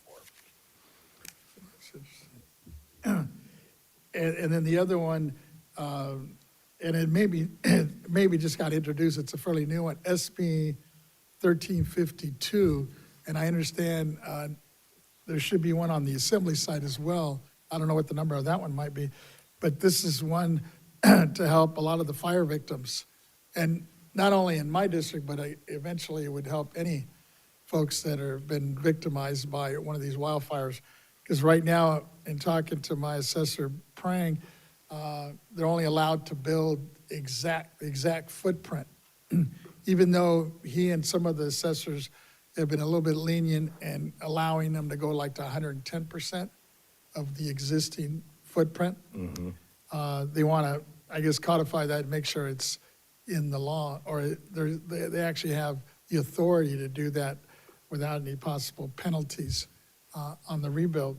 So we can keep an eye on that one. We'll keep an eye on that. There was a bill that covered it was kind of codifying what was already understood. It was one of the fire reparation bills from last year. If it wasn't, I don't want to speak to it, but I know that there was a component in that allowed for the rebuilds up to what was allowed in the local code, but not beyond that. Right. Mr. Young would know that as well, but not today because weren't prepared to talk about that one. But I'll look at 1352 and any others that might be proposing that. But you're right. There was a bill and it never made it out for what, I'm not sure what happened. Okay. So you're right. So they're bringing it back. I don't know what other changes they might have made on it. But I think the key thing for us is, or at least what I'm looking at, is that they have some leadway. You know, it's like a 10%. Right. So it'd be 110%. And just wanted to bring it to the attention to our chair as well, because if that is moving forward, I'd like to see we could agendize it, and hopefully there's support from this board to support that as well. And as a caveat, I didn't include all of the bills that were introduced because there's a lot of what they call spot bills. And I know I've explained it before, but last time when I went through all the bills that were introduced that were in our jurisdiction, it took a really long time. So I tried to curtail a little bit. And there's some spot bills that deal with the revenue tax code in our jurisdiction, but they don't make a substantive change as of yet, but they will likely pursue something like what you were talking about. So No, there'll be that's why I wanted others to as bring well. this one up, because this one looks like it's got legs, and I think it's going to have a real impact for these fire victim folks. We'll keep an eye out. Thank you. Thanks. Okay, any other questions for Mr. Angelo? Okay. Seeing none, I think we're set. Thank you all. Thank you. Now, I'd like to go back to item 14, which is the Chief Counsel Quarterly Report. If we may, Mr. Moon. Good afternoon, Madam Chair, members of the board. I'm Richard Boone, Chief Counsel, and I will be giving you a very brief update and report on the legal activities, legal department's activities over Q4 2025. As you can tell from the attachment to the PAN, and as you know, the biggest sort of activity that we've been involved in the fourth quarter were the appeals, which with today's board's decisions on the Section 40s is now done. So we are done for 2025, and we will soon begin to help state assess with 2026 coming up. As appeals are done, we are now going to focus our attention more on some of the technical advice questions that we've received. So we'll be refocusing on those, and we will be focused on especially regulations. There's a number of cleanup type regulations that we need to do that we will be focused on. And then the final thing that we'll be working on is hiring. We have 2 open positions that are being advertised right now. And hopefully we will find some good candidates for those 2 positions soon. So I'm happy to take any questions you might have. Super. Mr. Vasquez. Thank you, Madam Chair. Just real quick, on your PRA request, I was just wondering, you indicate that you've completed like 54 PR requests in, I guess, the fourth quarter? Is that the fourth quarter? Yes, fourth quarter. And that there were no new ones pending in this first quarter? Yeah, so, And I'm just wondering, does the PR request vary throughout the year? And I'm assuming maybe being this an election year, you might get more than normal. yeah, it's possible, but there's no sort of season for PRA requests. They're just, they come when they come. Okay, thanks. Okay, other questions, Mr. Gaines? If I could, just on the two positions that we're trying to fill, are those difficult positions to fill? So one is an attorney position, which is the entry-level position. One is an attorney 3 position. We have been trying to hire for some time. So we have found it a bit difficult. We've made some offers which have not been accepted. And so that's why we're continuing to put the advertisements up. Okay, all right, very good. Thank you. Thank you. Thank you, Mr. Moon. Now we'll go to item 15, Communications Chief's Quarterly Report.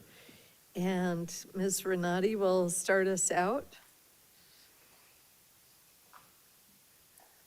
Good afternoon, Chair Lieber and honorable members. I'm Lisa Renati, Chief Deputy Director, and it's my pleasure to let you know that we have filled the Chief Communications Officer position with, probably right behind me, Mr. John Taylor.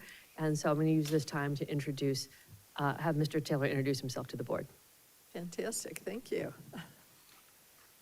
Good afternoon, John Taylor, Chief Communications Officer. Chair Lieber, honorable members, I had the pleasure of meeting Chair Lieber and Vice Chair Gaines yesterday, as well as Deputy Controller Imran. It's an equal honor today, Mr. Schaefer, to meet you, as well as you, Mr. Vasquez. So very much looking forward to getting up to speed and contributing to the important mission of this board. As I talked with some folks yesterday, most recently I was at the Employment Development Department.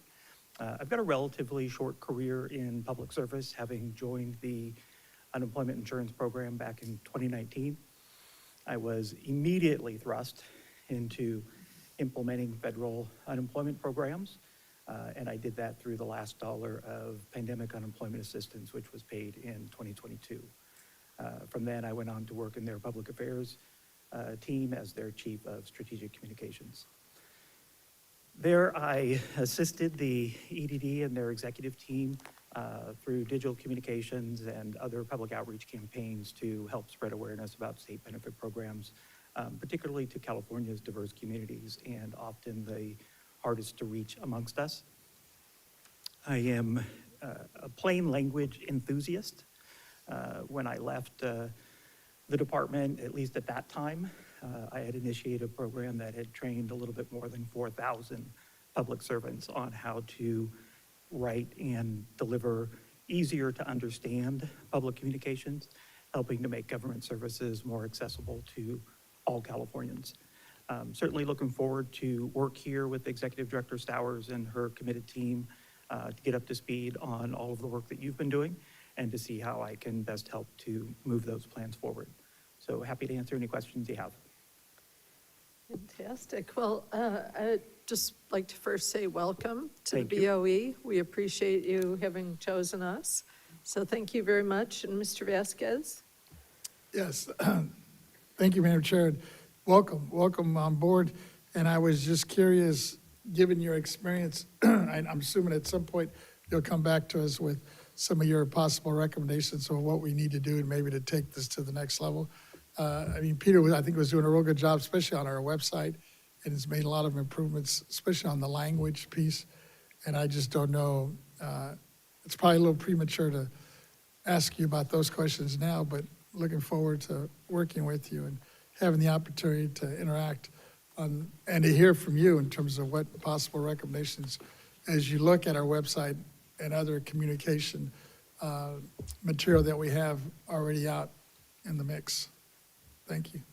I appreciate that, Mr. Vasquez. There's a lot of techniques that we have and best practices to measure the effectiveness of public communications, and certainly over the website is one of those where analytics allow us to make data-driven decisions on how we prioritize and improve our content. Being able to optimize pages like the Proposition 19 page that was put into motion back in 2020. That page has seen 984,157 unique page views since that time. That's a little more than 140,000 more viewers than the last time we reported to you, with nearly 1 million page views since its inception. Demonstrates that it's meaningful content. There's a public appetite for that, and it's serving well.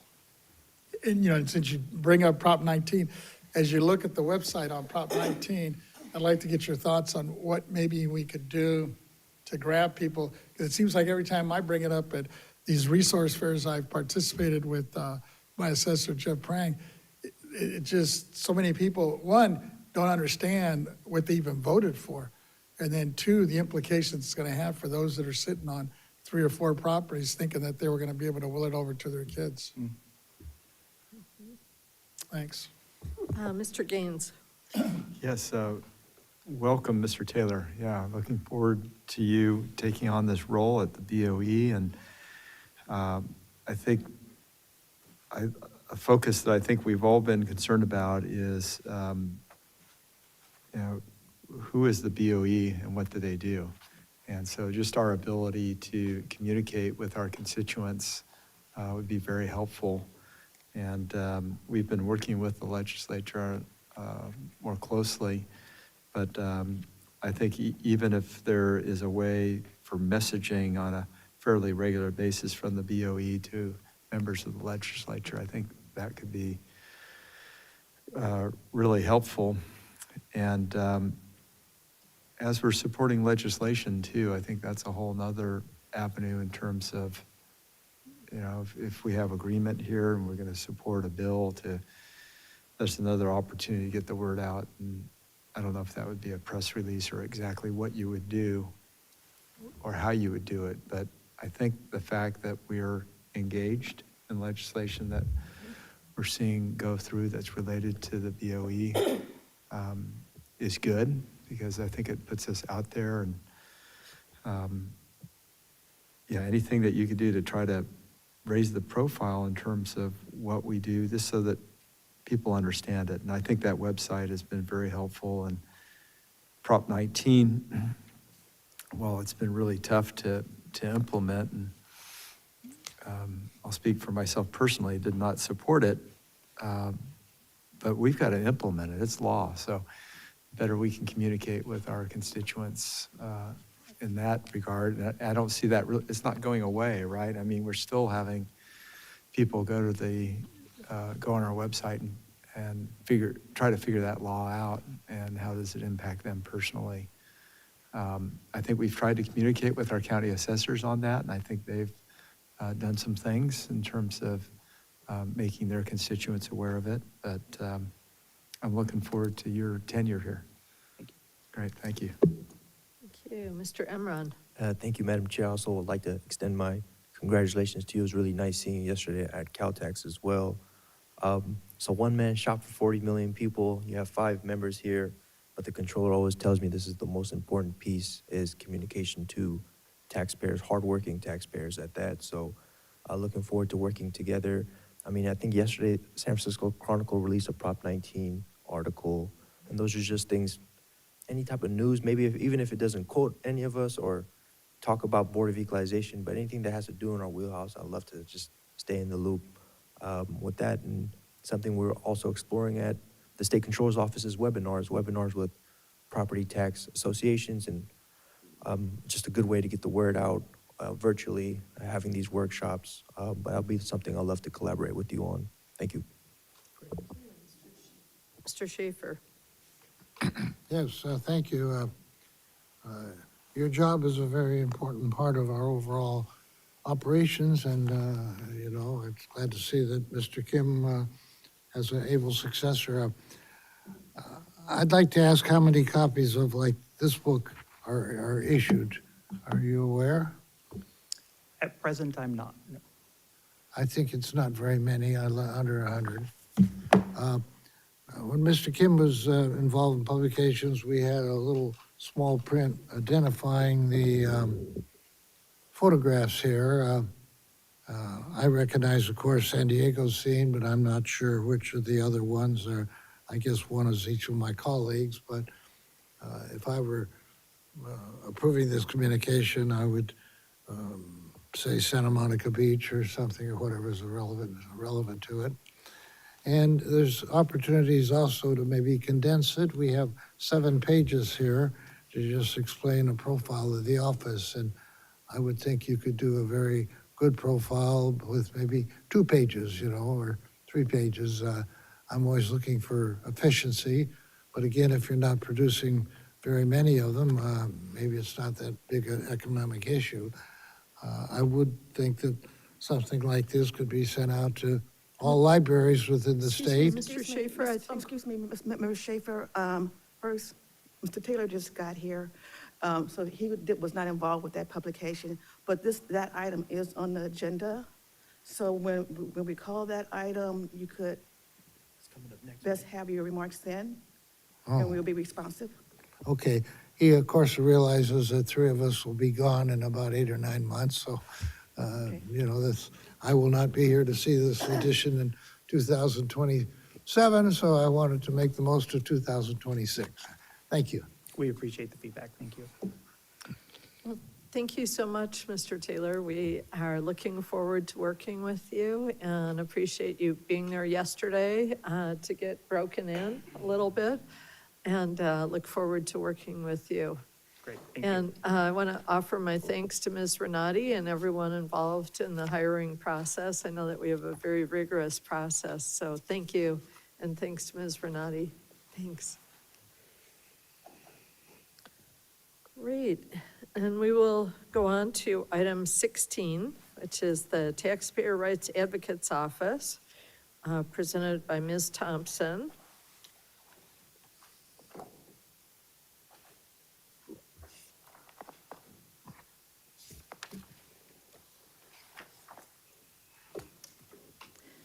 So good afternoon, Chair Lieber and honorable board members. My name is Lisa Thompson, the Chief of the Taxpayer Rights Advocate Office.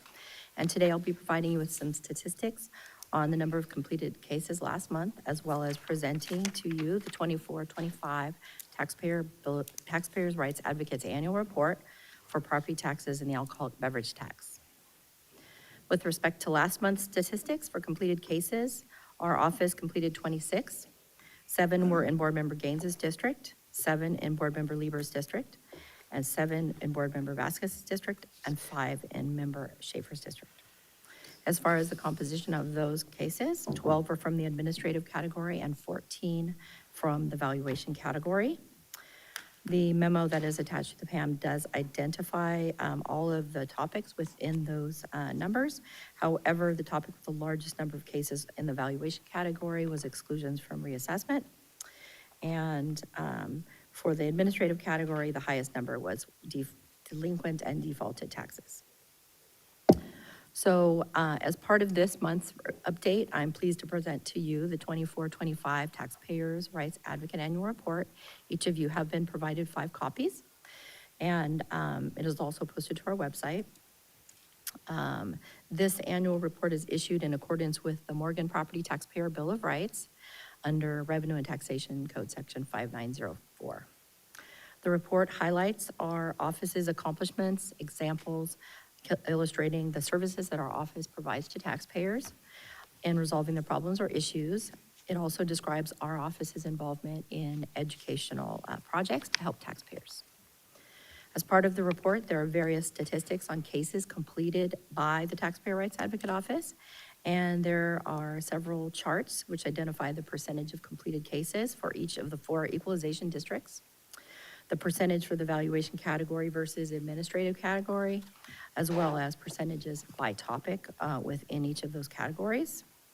And during fiscal year 24-25, our office completed work on 406 cases. All were in the area of property taxes. Of those completed cases, 29% were from taxpayers in District 1, Member Gaines's district, 33% from District 2, Member Lieber's district, 18 from District 3, Member Vasquez's district, and 20% from District 4, Member Schaefer's district.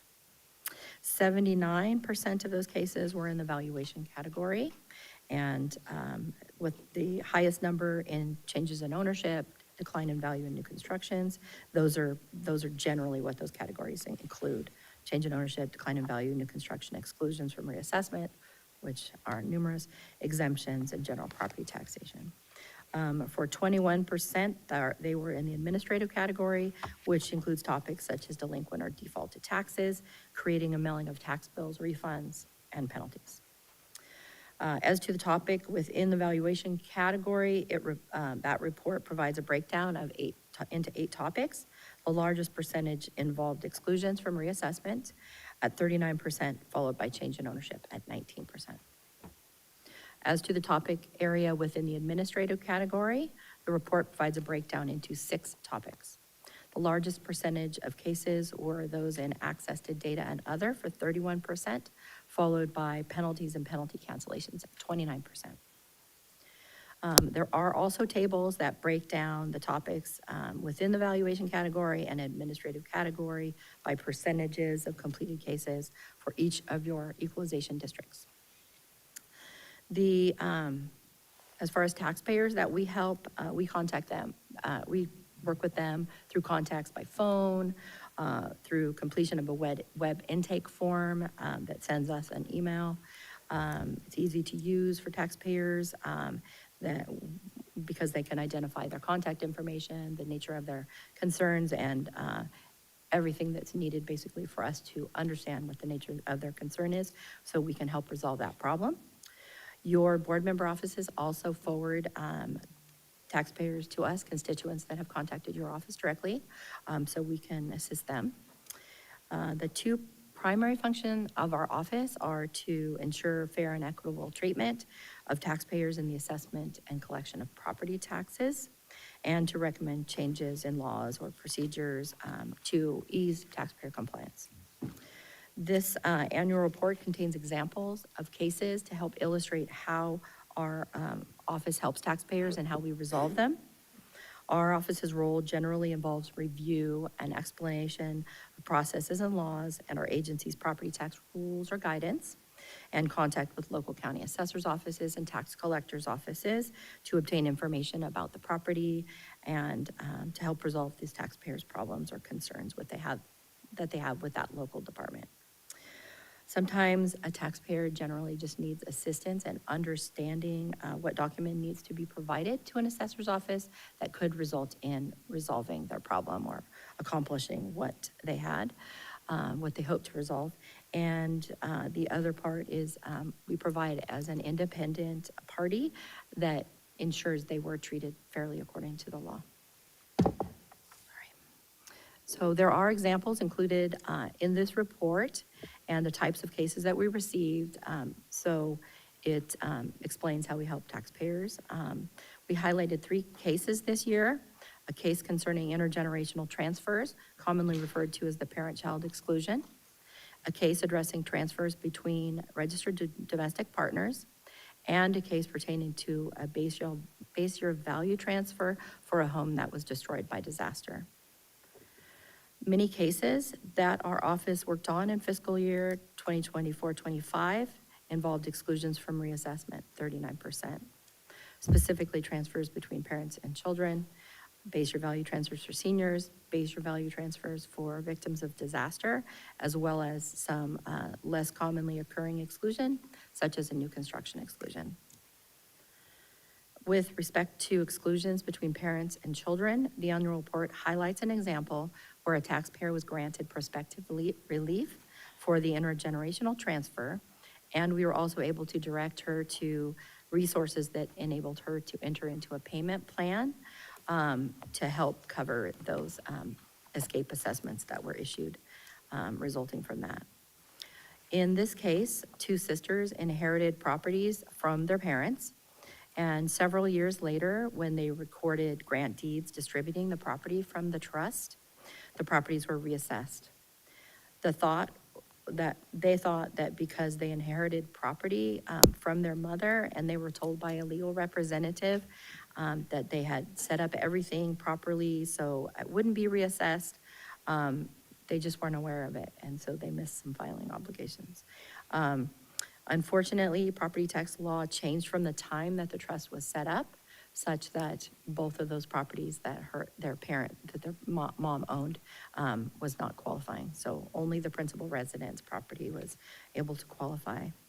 So we explained the requirements of the parent-child exclusion under Proposition 19 and Revenue and Taxation Code Section 63.2, that a claim could still be filed for the exclusion from reassessment on the home that the mother lived in and that one of the children continued to live in as their principal residence, as the inheriting child in that case. And we had also explained that even though she had not filed the homeowner's exemption within 1 year of the date of death, she was still able to still file for that since she lived in the property within 1 year. She actually lived with the mother and was a caretaker before her passing and continued to live there. So we explained to the taxpayer why only prospective relief would be available. And we also worked with the assessor's office to expedite the processing of that parent-child exclusion claim. And because there were several years of escape assessments, we had provided information on availability of payment plans and what she could request that under with the tax collector's office.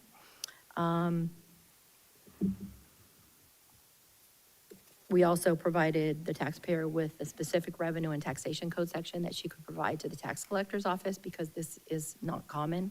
Generally, I think at the tax collector's office, they're used to just receiving requests for payment plans for defaulted taxes. So there is this special law that enables taxpayers to enter into one for escape assessments.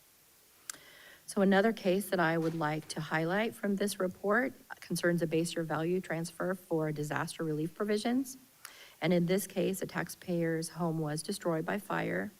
She wanted to purchase a replacement home, but she wasn't sure where she would be moving. And she was confused because she got conflicting information from 2 different county assessor's offices. She had contacted them, and one county told her that she would need to sell her original house or her original property and purchase a replacement within 3 years. And another county had told her that she would have to purchase a replacement within 2 years.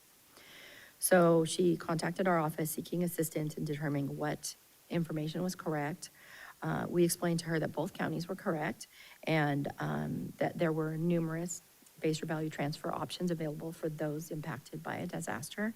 And so we explained the various base year value transfers available under law, Revenue and Taxation Code Section 69.6 for principal residence to replacement anywhere in the state, which is under Prop 19, which requires 2 years, and the availability of a base year value transfer under a different section, Section 69.3, which actually doesn't require the original property to be sold at all.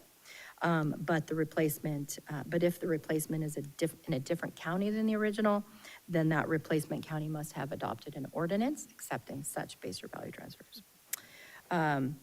We also directed her to our agency's publication on an information guide for disaster relief that discusses all of the different relief available for those that were impacted by a disaster.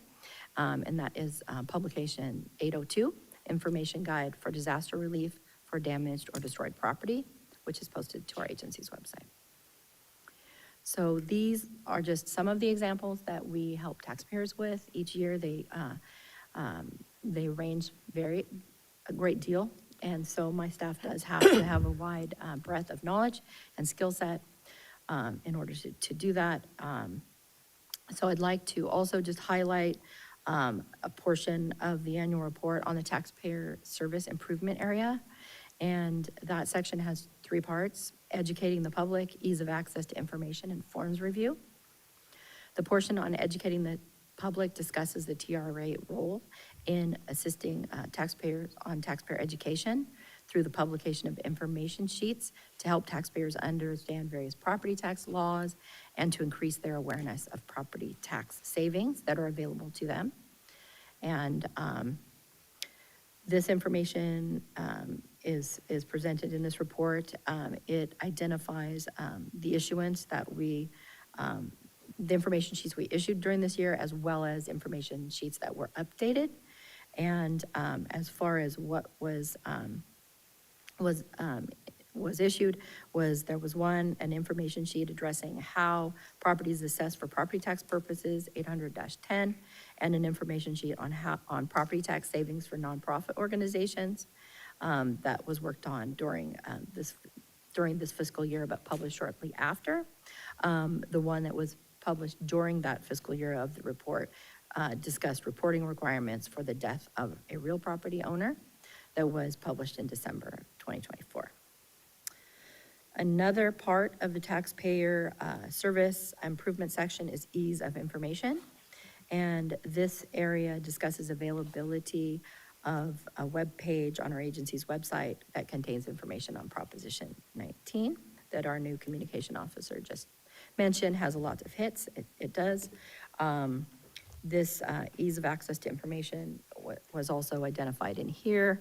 And we talked about the additional components to that Proposition 19 webpage, as well as an update to the agency's fact sheet on Proposition 19.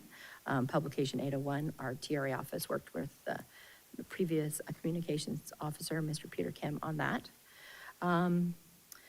The next area on there is forms review. And the area discusses the TRA office's role in periodically reviewing property tax statements and other property tax reporting forms that are prescribed by our agency to determine if forms and instructions promote or discourage taxpayer compliance. So this is done as part of our responsibilities under the Bill of Rights provision, section 5906. And as a result of working with taxpayers, we become aware of the changes that are needed, and we would work with our property tax department to identify those changes needed, and they would, work toward revising those. So this 24-25 report points out the revisions were made to 64 forms, which were adopted by you as our agency's elected board on May 28th, 2025, so thank you. The report highlights changes to 26 of those forms in response to statutory changes from the passage of Assembly Bill 1879, which added section 168.1 to the R&T code to allow the assessor to accept the filing of a form by the use of electronic media. So it is important to note that previously, property tax law only permitted electronic filings of property statements. So form revisions were made to the various types of exemption claim forms and supplemental affidavit forms such that the claimant is aware that the filing must be made by 5 p.m. on February 15th to be deemed timely filed. We believe that these changes that were made to all of the forms during this year accurately reflect property tax law and are clear to taxpayers. And the changes to exemption claim forms were particularly beneficial for nonprofit organizations that may have volunteers that are helping to complete claim form filings. Okay, so I would also like to point out that there is another part within this annual report on issue resolution. And there were 2 items that were identified.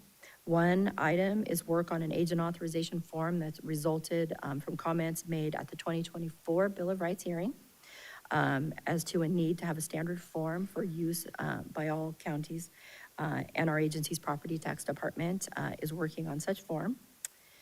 Also, at a couple of Bill of Rights hearings, comments were made by taxpayer representative about the length of time that it was taking to issue refunds after an assessment appeals board decision.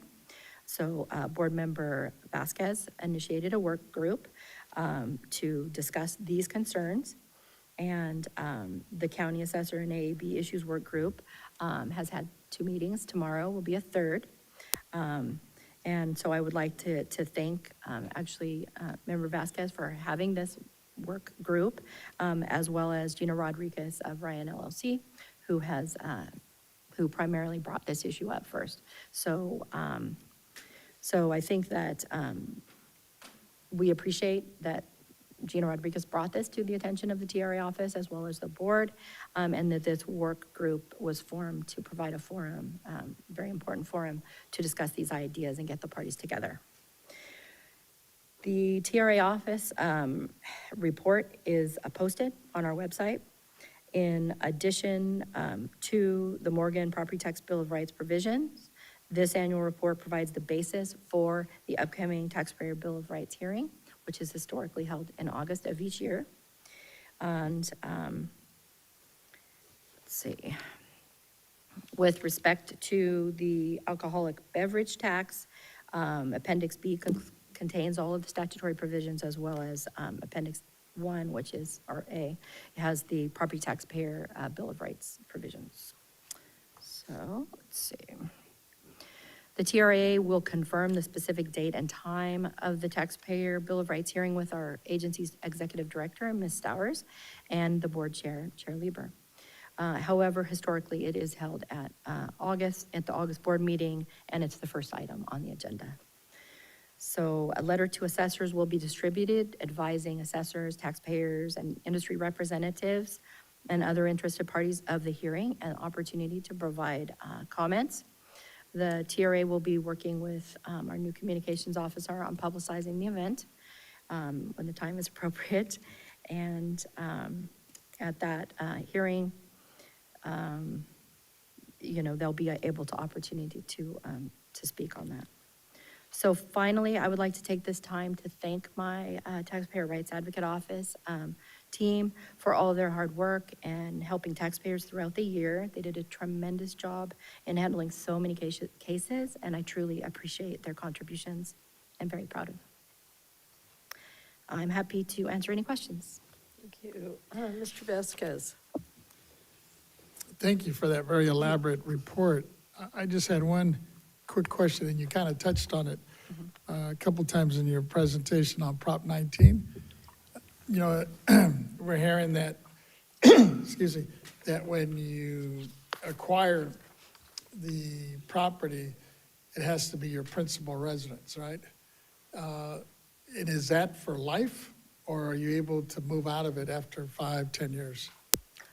So it has to be continued as the principal residence, so you could inherit it. And as long as you're living in that property, then yes, you continue to receive the benefit. But at the time you move out, then you lose the exemption. So the assessor's office maintains the market value information about that. And so, so yes, it's lost. It's actually specified in statute at the time of the loss, and yes. So it's basically if you move out, then you lose it. Once you move out, yeah. Once you move out. You can have another, like if for some reason 2 children inherited the property and only one of them was living in it, there's also a provision where one of the children could move in, and they would then have to file a homeowner's exemption, and they can continue that. But yes, if you only had one person. As long as one is in there? Mm-hmm. Yeah. Mr. Emron. Thank you, Madam Chair. Thank you, Ms. Thompson. Always great report. I really like a lot of the graphics in here too. So when we're talking about taxpayer service improvement, I wanted to ask, in BOE's history at the Franchise Tax Board, we have an advisory board. OTA, I just found out, has an advisory board where we bring stakeholders together, business organizations. Does the BOE, have we ever had an advisory board? Well, the executive director has an advisory council, and so they do have meetings. So, and I participate in those meetings as well. So yes, I do. Okay. Thank you. And I know, Member Schaefer, it sounded like you had some questions about the publications when Yes. our communications officer was I'd up asked here, the but number I of didn't. copies. I think it was under 100. My concern was that maybe this would be a good tool to send to the legislature, which is 120 people. You know, if it were thinner, and maybe we could send it out to all public libraries, at least one copy. I think it shows something that a lot of people don't know exists. Okay, well, thank you for that suggestion. I appreciate that. Hey, I had other comments. I was frankly frightened when I saw that you were going to speak for 40 minutes today on the board meeting estimated time. I did a little research, and the attention span of the human mind is between 2 seconds and 20 minutes or more. And I commend you very much for making a 20-minute presentation, because it's much more effective being shorter and more concise.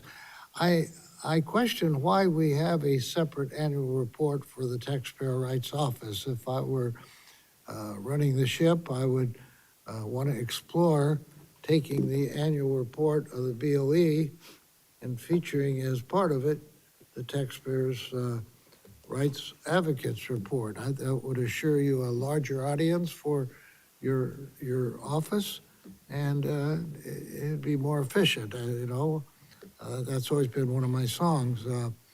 I also protest annually and get nowhere on it, but I don't like you incorporating by reference. You don't incorporate by reference. You take 17 pages of the 40-page report, that's almost half of it, to quote revenue taxation code sections. That's so 1960s or so. Today, with everything online, anybody with a cell phone can instantly go to the revenue and taxation code to discuss something. When I see a case involving women's rights, it will quote Roe v. Wade of the Supreme Court. It will not give us the entire case to read. If we want it, we know where to find it. If I'm looking at a story involving public education and the end of segregation, they'll mention Brown versus Board of Education. They will not print out all the facts of it. Here we come along, instead of saying Revenue Taxation Code 17,100, we actually verbatim print it out. I think with a signature, you could cut this 40-page report down to, I'd say, 10 pages. And I think it would be much more readable, and we could easily start putting out 500 copies of it, so the legislature gets one, and maybe major libraries in California get one. This is the last time I'm going to talk to you about an annual report, because I'm leaving the BOE at the end of the year, kicking and screaming. But I just want you to know my thoughts. And I'm sorry that you've taken the names off the very 4 pictures. They're very pretty pictures and effective to show that there are 4 members. But I'm only sure of the one here from San Diego because I see it every day.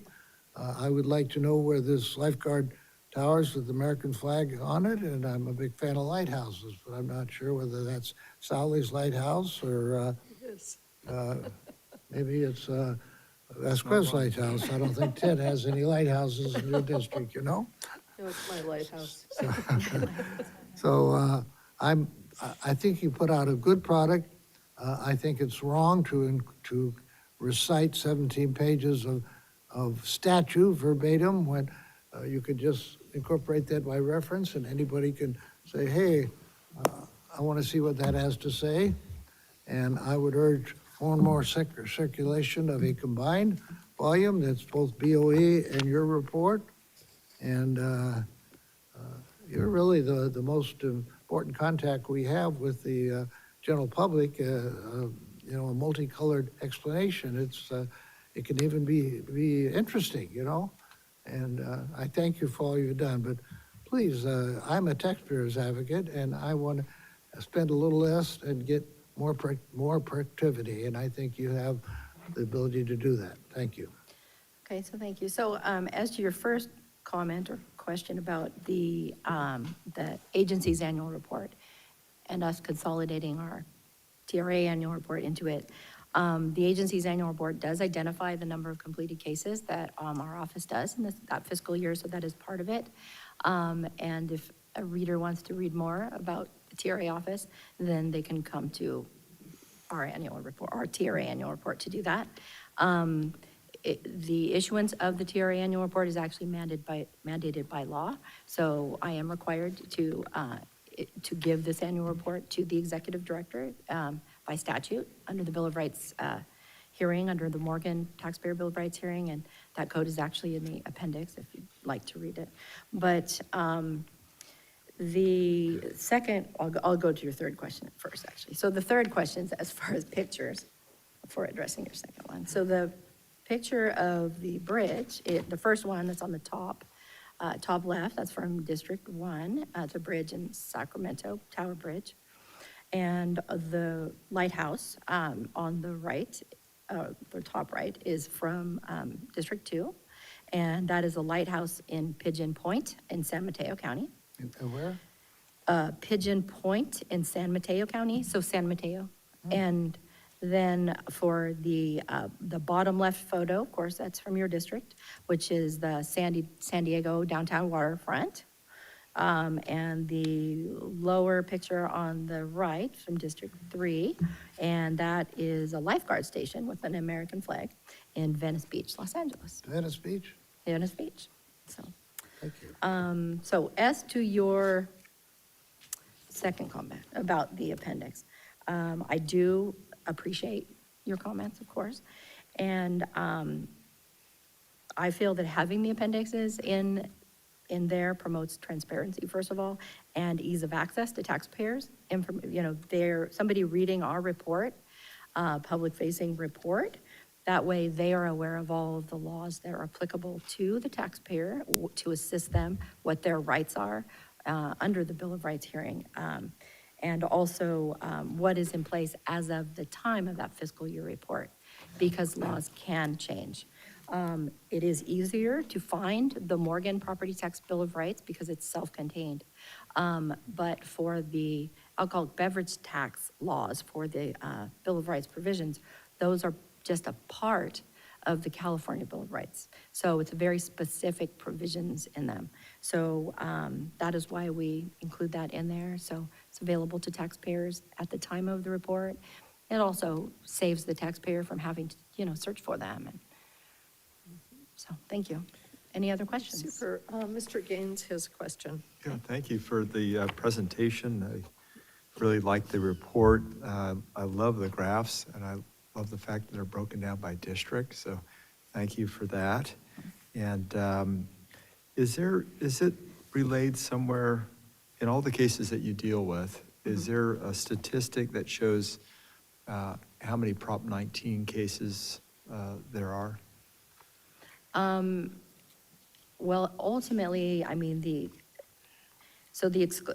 not specifically. So they would be under the exclusions from reassessment. At this point, I mean, the majority of the cases that we see from exclusions are all under current law. We might have one or two that could relate to prior parent-child law just because it happens to be that somebody took 15 years to distribute property from a trust or just now sold it. So, but the majority of those exclusions, those would be all under Proposition 19, either base year value transfer exclusion, parent-child, grandparent-grandchild exclusion, as well as, base year values for seniors or disasters. So, so those really would be all of those. Okay. So, is there a way to break them out, or would it make sense to break them out? I'm trying to identify how much work we're doing at the BOE as a result of the passage of Prop 19. Exclusions have, historically, the TRA office has always helped taxpayers with an exclusion of some sort, like a parent-child exclusion. It's just changed, differently now. Okay. So, yeah, those would be all of them, the percentages.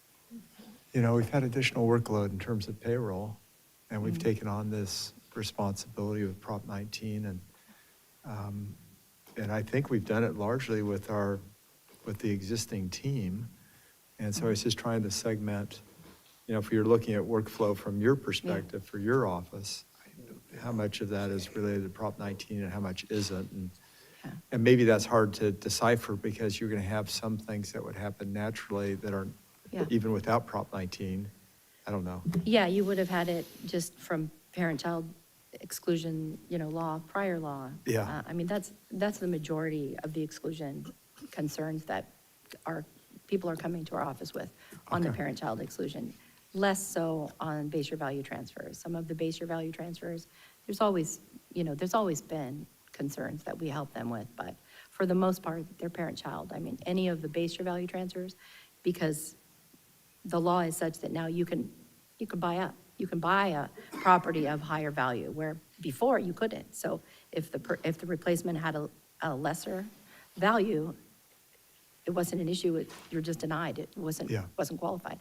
Now you can have the ability to transfer a base year anywhere in the state, higher up, you just have to do that. So we do still have taxpayers that contact our office with problems with base year value transfers, such as like they bought a $2 million house and their house was 1.2 million. So they've got to pay that difference at excess in market value on top of their transferred factored base year value. So some people may not understand that. The other component would be maybe not being able to meet the 2-year deadline to purchase or newly construct a replacement property. So the majority would be, exclusions. Could you, I mean, it could be looked at, if you wanted to break down that further, but it's all Prop 19 at this point. All the exclusions would be that. Very good. Well, thank you for this, and I love the examples too, so thanks for I'm glad you like that. providing I'm those. glad you like the percentage. This is the second year we've had this. Yeah, that's good. So, yeah. And this is all available online too, on our website? Yeah, it's all posted. It's posted on the publications page as well as through our TRA office page Good. where we have historical annual reports. Excellent. All right, thank you. Thank you. Great, well, thank you, Ms. Thompson, and I very much appreciate this report. I'm also into the kind of sample cases that are there, and it is a good one to email out to your constituents, and maybe if they're emailing just about a general tax question, include a link to it, because they may well be interested. And of course, District 2 is very unquiet and has a predilection for the rev and tax codes and as much information as is humanly possible. So we thank you for that. Thanks so much. Great. Now we have come to the time of our afternoon break. And so it is 2:01. So we will take a 10-minute break and come back at 2:11. Hey, ask a question. Could we blast through these last two? Or do we have an issue with a break for staff? Or any member of the board? Maybe you need a break. I'm just posing the question. Yeah, I think we might be able to use a break just so that we stay congruent with our rules. And that's fine. all that good stuff. But maybe we can shorten it up to 5 minutes if that's sufficient. That sounds good.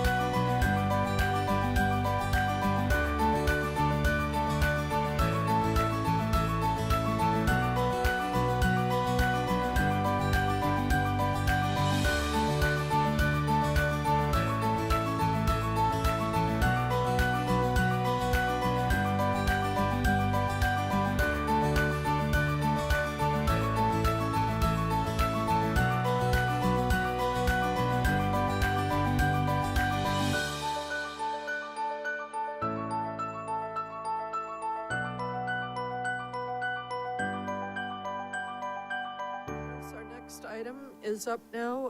This is item 17, Property Tax Deputy Director's Report. Mr. Young will provide the report. Good afternoon, Chair Lieber, honorable members of the board. For the record, my name is David Young.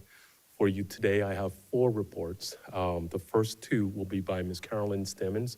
She will give you an update as to the LTAs that we have published since we last met and our training and certification program. Following her will be Ms. Holly Cooper. She will give you the quarterly report on our survey program. And lastly, but at least not, definitely not least, Mr. Jack McCool will follow it up with what's going on in the State Assessed Properties Division. They're very, very busy now. It's the beginning of their valuation season. So if you're ready, I will have Carolyn come on up and do the first 2. Please.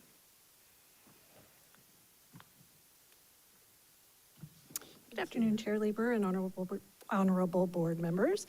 I'm Carolyn Steeman. I'm a principal property appraiser with the County Assessed Property Division.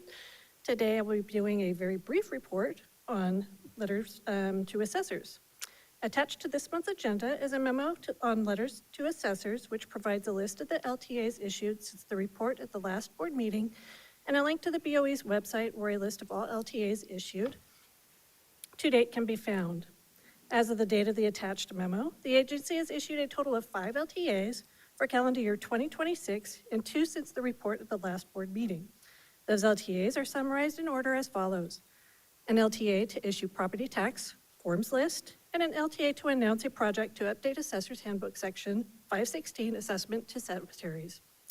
This concludes my report on letters to assessors. I'm available if you have any questions. Okay, members, any questions on the LTAs? Seeing none, thank you. Moving right along, I will provide a brief report on the BOE's appraisal training and certification program. For the 25-26 fiscal year, the BOE staff scheduled 40 classes and 2 webinars. Additionally, 7 classes were scheduled with instructors in county assessors' offices for their staff. Of the courses taught by the BOE, 28 have been completed since the beginning of the fiscal year, which include 3 since the last board meeting. In addition, both webinars have been completed. For courses taught by the counties, 6 have been completed since the beginning of the fiscal year. We continue to offer existing online basic training courses through American River College and California State University, Sacramento, as well as additional online courses and self-study training sessions available on the BOE's website. This concludes my report on training and certification, and I'm available to answer any questions. Thank you. Any questions on the appraisal and certification training? All right, thank you. Thank you. I appreciate it. Now we'll hear from Holly Cooper. All right, good afternoon, Chair Lieber and honorable members of the board. Holly Cooper, Chief of the Assessment Practices Survey Division. Today I will be presenting an overview of the final survey reports published during the 4th quarter of 2025. However, before I get started, I would like to provide a brief background on the programs administered by the Assessment Practices Survey Division. In terms of current auditing practices, what we refer to at BOE as an assessment practice survey is actually an audit of the county assessors to determine whether property value assessments follow property tax law. The auditors and appraisers in the Assessment Practices Survey Division perform qualitative compliance audits of the assessor's practices and procedures, and perform quantitative audits through the use of defensible statistical sampling of representative assessments from the property tax rolls. During the 4th quarter of 2025, the division issued 3 audit reports via letters to assessors in San Diego, Glenn, and San Mateo counties. Starting with San Diego, we conducted a complete audit, which includes both an audit survey of administrative, real property, and business property procedures and practices, and a statistical sampling for roll year 2023-24. In the areas of administration and real property, no recommendations were made. In the area of personal property and fixtures, we made the following 2 recommendations. Perform the minimum number of audits of professions, trades, and businesses pursuant to Section 469. Consistently apply a penalty assessment to all business property accounts that file late or fail to file a business property statement in accordance with Section 463. In addition to these recommendations, the published audit report reflects the BOE's audit sample findings. San Diego had an average assessment ratio of 99.51%, and the sum of absolute differences measuring disparity among assessments was 0.53%. In Glenn County, we conducted a statistical sampling for roll year 2023-24 and found deficiencies in the assessor's discovery of escaped new construction and declines in value assessments. Lastly, in San Mateo County, we conducted a complete audit, which includes both an audit survey and a statistical sampling for roll year 2023-24. In the area of administration, no recommendations were made. In the area of real property, we made the following 4 recommendations.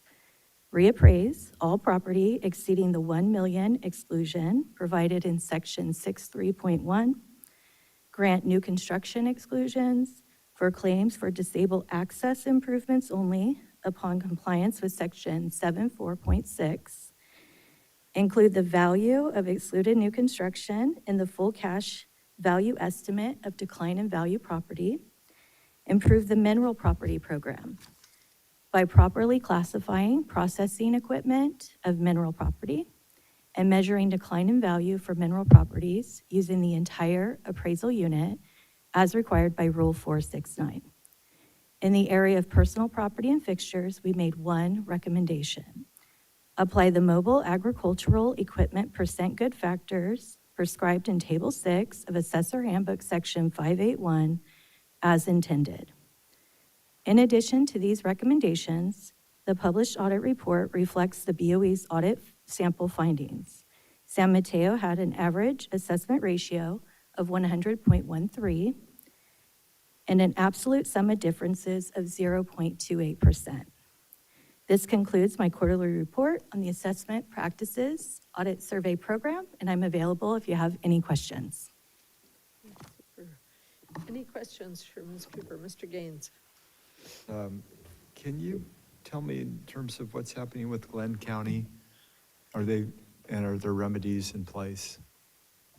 As far as from the county assessor remedies, I believe they provided a response to the statistical sampling that's included in the publication with their plans to resolve the issues that we found. Okay, very good, thank you. You're welcome. Okay. Seeing no others, thank you so much. You're welcome. Appreciate you. And last up is Mr. Jack McCool. Thank you. Good afternoon, Chair Lieber and honorable members. My name is Jack McCool, Chief of the State Assessed Properties Division. Today, I will provide information on the status of ongoing work in our division. Staff are continuing to prepare for the upcoming appraisal season. Our annual replacement cost new and condition percent good factors have been completed and have been published to the agency's open data portal. We're also focusing a lot of attention on the annual capitalization rate study, which we anticipate completing in mid-March. Our real property appraisers are also working on completing their land valuation assignments leading up to the unitary valuation season. There are close to 40,000 state-assessed land parcels, and our team of real property appraisers travel throughout California collecting market sales data as part of the land valuation process, which is incorporated in the annual unitary valuations. Finally, we are already starting to receive some of the annual state assessed property statements, which are due on March 1st, and staff are busy working on those. We have also received and processed approximately 100 requests for extension of time to file for the property statements. Those extension requests must be filed prior to March 1st, so we anticipate processing significant amount of those requests for the remainder of this week. And that concludes my report on the status of ongoing work in our division for this month, and happy to answer any questions. Thank you. Thank you so much. Any questions or comments for Mr. McCool? Okay, seeing none, thank you so much. Thank you. And Mr. Young, did you wish to close, or you're good how it is? Okay, thank you so much to your whole department for for presenting to us. Thank you. And we'll go on to item 18, Special Taxes Quarterly Report, presented by Ms. Williams. Okay. Good afternoon, Chair Lieber and honorable members of the board. My name is Laurel Williams. I'm the BOE's technical advisor for the special tax programs, which include alcoholic beverage tax and the tax and insurers program. For my quarterly report, I will start with the tax and insurers program. The number of accounts has seen a slight increase since my last report, currently at 2,837 accounts. According to the February 2026 Department of Finance Bulletin, revenues for this program for fiscal year 25-26 are at $2.19 billion, which is approximately 0.08% above the forecasted amount. The program remains highly compliant. Our next program is the alcoholic beverage tax program. There are currently 10,640 alcohol accounts, which is a slight decrease from last fall. However, we generally see a decrease at the end of the year, just as people get reminders for their filing, because most of them file yearly. They're like, oh, I got the reminder for the filing. I am no longer inactive in business, so I'm going to close out the account. According to the February 2026 Department of Finance Bulletin, the revenues for this program for 25-26 are at just over $263 million, which is approximately 1.2% above the forecasted amount. The opt-in, opt-out rate for our wine grower returns has remained consistent since my last report at approximately 65% of the wine growers opting out of public disclosure, and additional companies have opted out of the beer industry public disclosure, bringing its opt-out rate to just over 60% for the last filings. This program remains highly compliant as well. I would also like to take a moment to discuss recent headlines about breweries and wineries closing in California. While our tax revenues have been consistent with forecasts for these, the consumption of alcoholic beverages has decreased since its peak during the height of COVID. In particular, beer and wine have seen a larger decrease than distilled spirits. The market for distilled ready-to-drink, mainly prepackaged cocktails, has actually increased in recent years. These ready-to-drink products are also competing for shelf space in the refrigerated section of grocery stores, or retail stores in general, I should say. In addition, the hospitality industry, which is a large consumer of alcoholic products, has also noted a decline, which in turn impacts the alcohol industry. In discussion with my colleagues in other states, these seem to be nationwide trends, and they're not specific to California or the California market. So with that concludes my report, unless there are any questions. Great. Let's see, any questions? Mr. Vasquez. Thank you, Madam Chair. Thank you, Ms. Williams, for the report. You mentioned there was an increase in the projections. In terms of dollars, what does that amount to? Do we know? Yes, so the alcohol program is 1.2% above the forecasted amount, which is $3 million. And the 0.8% for the insurance program is approximately $17 million. Thank you. Okay, Mr. Schaefer. Thank you, Madam Chair. I'm interested in the alcoholic beverage part of our business. I don't drink alcohol, but I used to. I drink non-alcoholic beer. So if I buy a drink at a bar and it's non-alcoholic bar, that bar's not paying any bottle tax, right? So for the alcoholic beverage tax, it's paid at the manufacturer distributor level. So for instance, even if it was an alcoholic beverage, like call it a Coors Light, that you bought, the bar itself would not be paying it. It's paid per gallon when it's distributed. We do, through regulation, and have a minimum alcohol content to be, to have to pay those taxes. And also through regulation, alcohol such as rubbing alcohol or used for industrial purposes is also not taxed. I see. Tell me, has the tax rate been pretty steady over the last 10, 20 years, or has it gone up or gone down? I would expect that inflation would sort of take care of that on all bills, but there tends to be an increase when you want to discourage drinking and a decrease if you want to encourage drinking. So the tax rate on all of the alcoholic beverage products has been consistent for the last several years. It is something that can be changed legislatively or by the people through a referendum. When you say last several years, you mean the last several decades or years? I believe it's been over 20 years that it's been the same rate. I see. Okay, and I've been here almost 8 years, 7 years, and I've never seen an AB item come before us. Is that everybody has made peace with whatever their tax bill is? Alcohol is very regulated. We have federal regulations, local regulations, also ABC. So as a result, it is,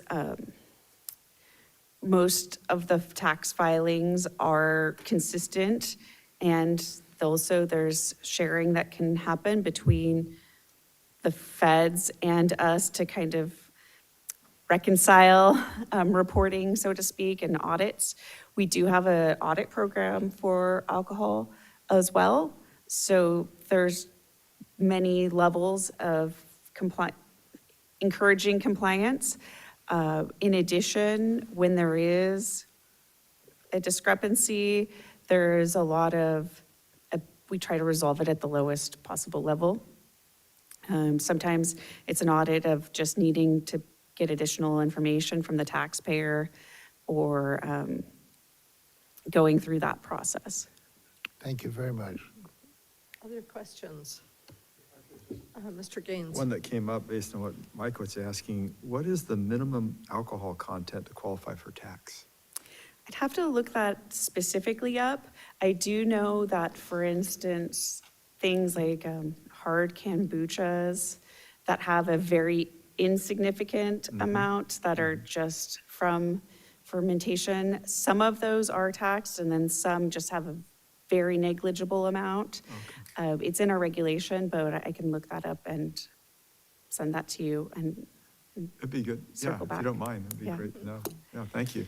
Yeah, if I think it's somewhere, it's very low, like, yeah. Under 1%, something like that. Yeah, I'd have to look it up. It's an alcohol by an ABV for sure. Okay. Yeah. All right, thank you. It's interesting you bring that up. So when they cook, when they use it in food, when they're making food, like I'm thinking, you know, some of the fish or even, what is it, the fish and chip, they always brag about it's dipped in beer batter, you know? I'm assuming it's very minimal, right? So it doesn't qualify? Well, I think if they use like an actual beer to make that, then the beer would be, they're buying the beer and it would have been distributed and taxed at the per gallon rate. Oh, wow, it's interesting. I didn't know. Okay, well, thank you so much for letting us know about all this information. We appreciate it. Thank you. Thank you. And so now is the time for us to take some public comment on items 11 through 19. And we have no speaker cards. We have not received any written comments, so we'll go to the AT&T moderator. Moderator, if you could please let us know if there's anyone who would like to comment on items 11 through 19, please. Thank you. Ladies and gentlemen on the phone lines, if you wish to ask a question or make a comment, please press 1 followed by 0 at this time. 1 followed by 0.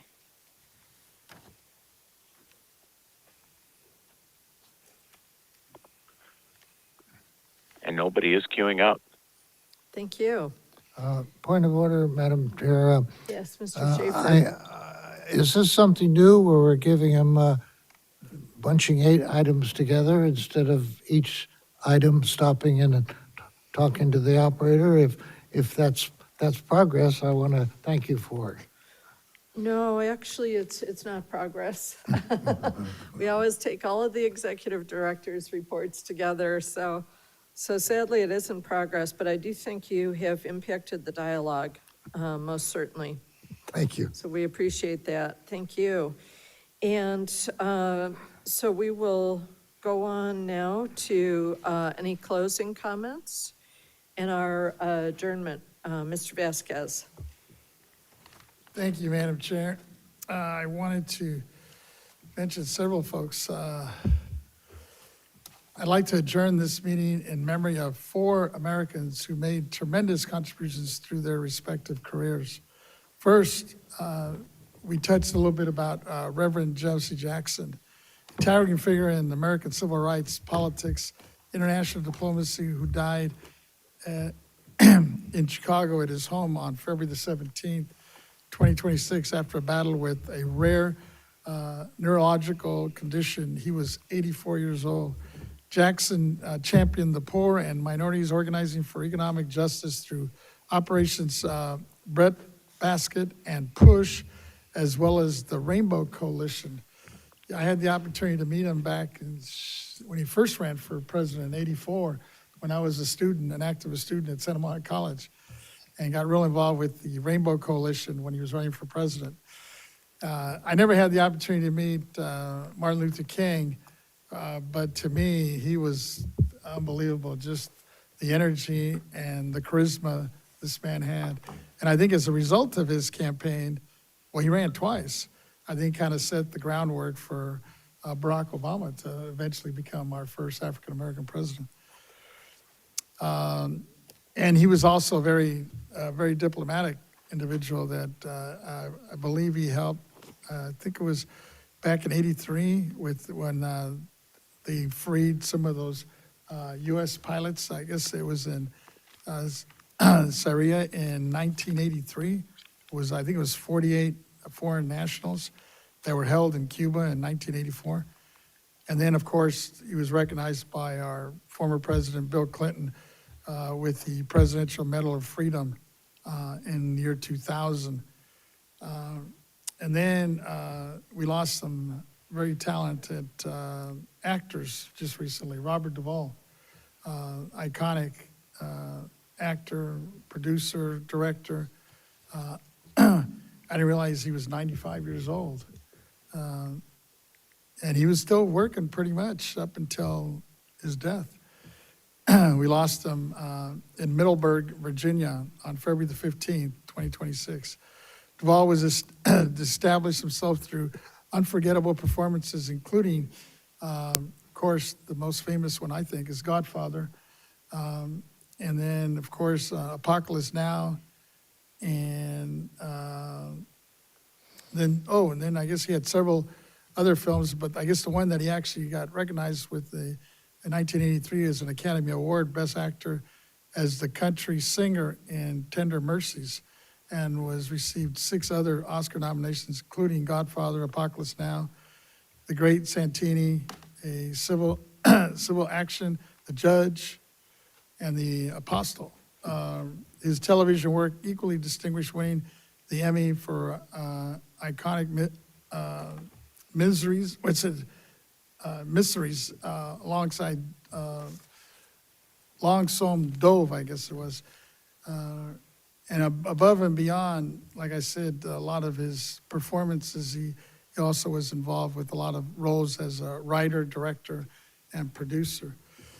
And then in the industry, in the movie, well, actually, I don't know if he ever played, I think he did do some movies, but mostly in the entertainment world, we lost an icon, Willie Colon, one of the pioneers in salsa, musicians, composer, producer of Fonnie and the All-Stars back in New York. He had several productions, but probably most famously known for producing and performing with Ruben Blades, who still lives today.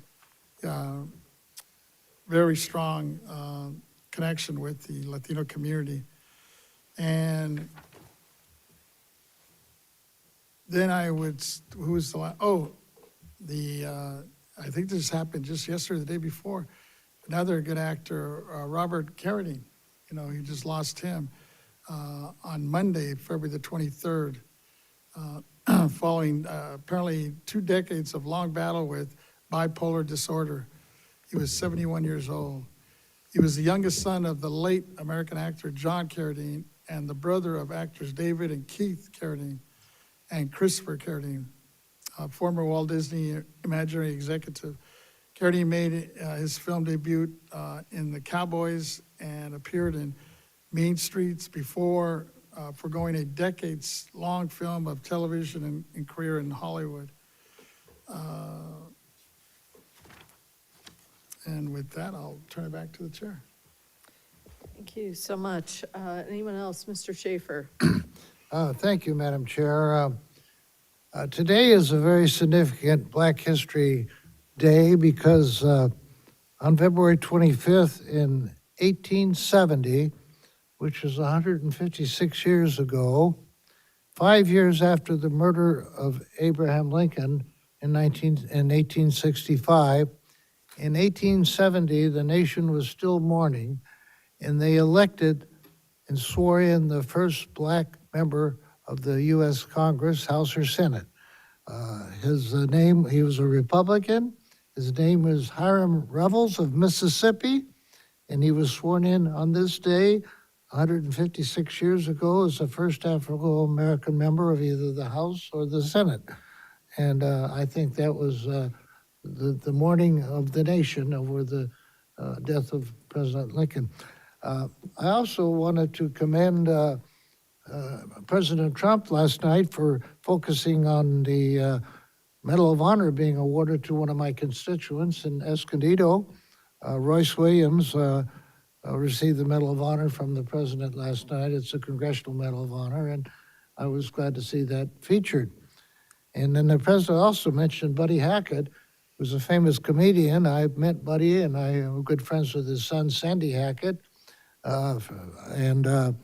Buddy Hackett is not only 100 years of age, but he's a war hero. He was an airplane hero in the battle in the Philippines, saved the lives of many of our people, and he was honored last night. And I think that is very good for the nation. I think the speech was far too long and far too painful, but I just think it's good that we can take note of some of the better parts of it. Thank you. Excellent, thank you. Anyone else? Okay, seeing none,